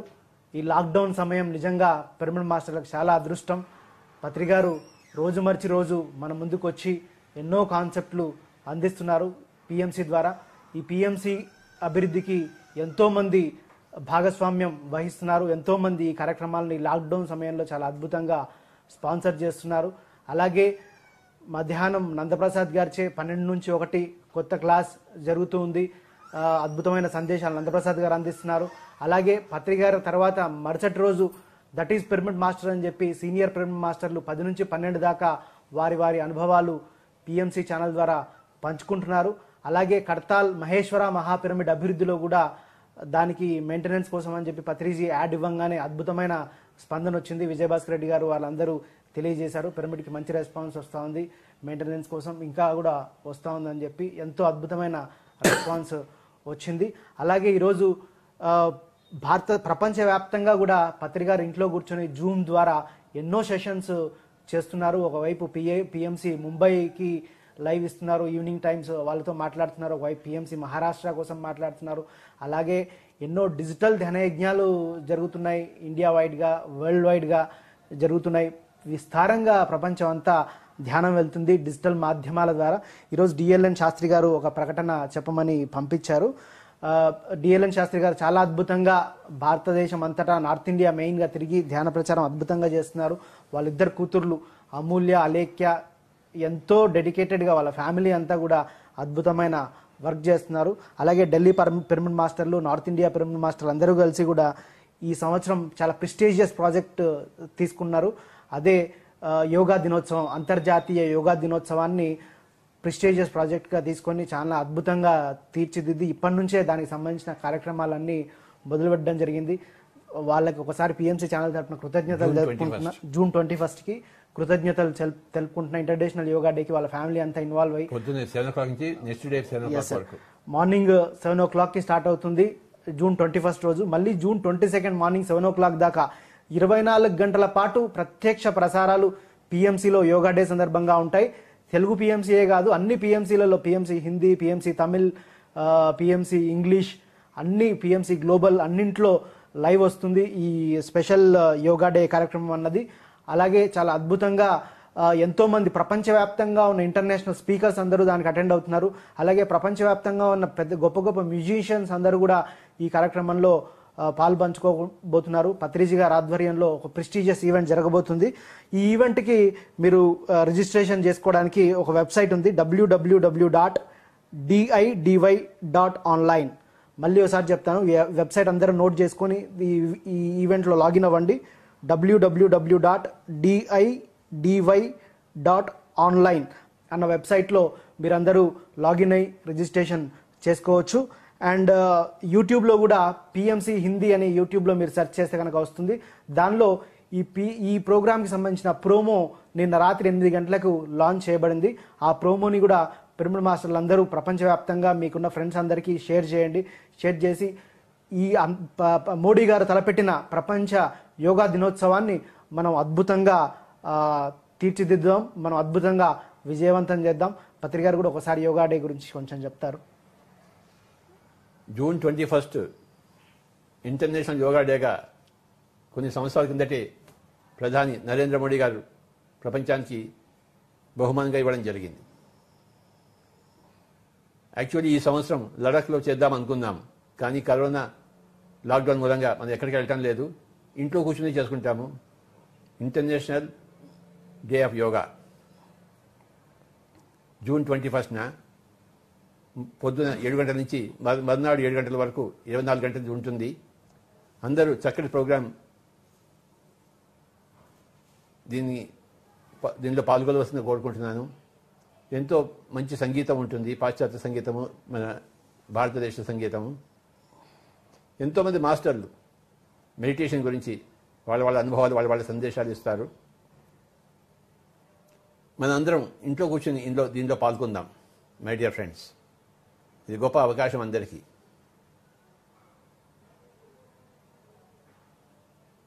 తప్పకుండా పిఎంసి ద్వారా ఇవన్నీ మన విషయాలు కొత్తగా తెలుసుకుంటూనే ఉంటాము. రేపు కూడా విశాఖపట్నం నుంచి ఉంది కదా? అవుది సార్. చెప్పండి. అలాగే ఉత్తరాంధ్ర సంబంధించిన మాస్టర్లు అందరూ కూడా రేపు అందరూ డిజిటల్గా ఒక ధ్యానయజ్ఞం చేస్తున్నాం, ఉత్తరాంధ్ర డిజిటల్ ధ్యానయజ్ఞం. దీనిలో ఉత్తరాంధ్రకు సంబంధించిన మాస్టర్లందరూ పాల్గొంటున్నారు. ముఖ్యంగా నందప్రసాద్ గారు ఈ కార్యక్రమాన్ని నిర్వహిస్తున్నారు. నందప్రసాద్ గారు, అలాగే రేవతి మేడం, అలాగే పైమా ఇన్ఛార్జ్ అయిన జయవేణు గోపాల్, ఇంకా చాలామంది ఉన్నారు.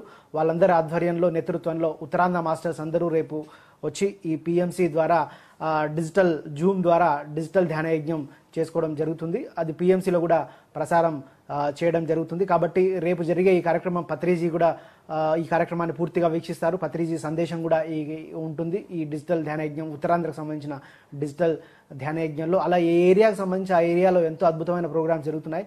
అవన్నీ కూడా పిఎంసి ద్వారా ప్రత్యక్ష ప్రసారం ఇవ్వడం జరుగుతుంది. అలాగే పిఎంసి కార్యనిర్వహణకు, పిఎంసి నిర్వహించడానికి ఎంతో వ్యయంతో కూడుకొని ఉంటుంది. కాబట్టి మీరు కూడా అద్భుతంగా ఇప్పటిదాకా ఎన్నో అడ్వర్టైజ్మెంట్స్ రూపంలోనూ, మీ జన్మదిన, వివాహ శుభాకాంక్షలు యాడ్స్ రూపంలోనూ, మరియు స్పెషల్ ప్రోగ్రామ్ స్పాన్సర్ రూపంలోనూ ఇప్పటిదాకా ఎంతో అద్భుతమైన స్పందననిస్తున్నారు.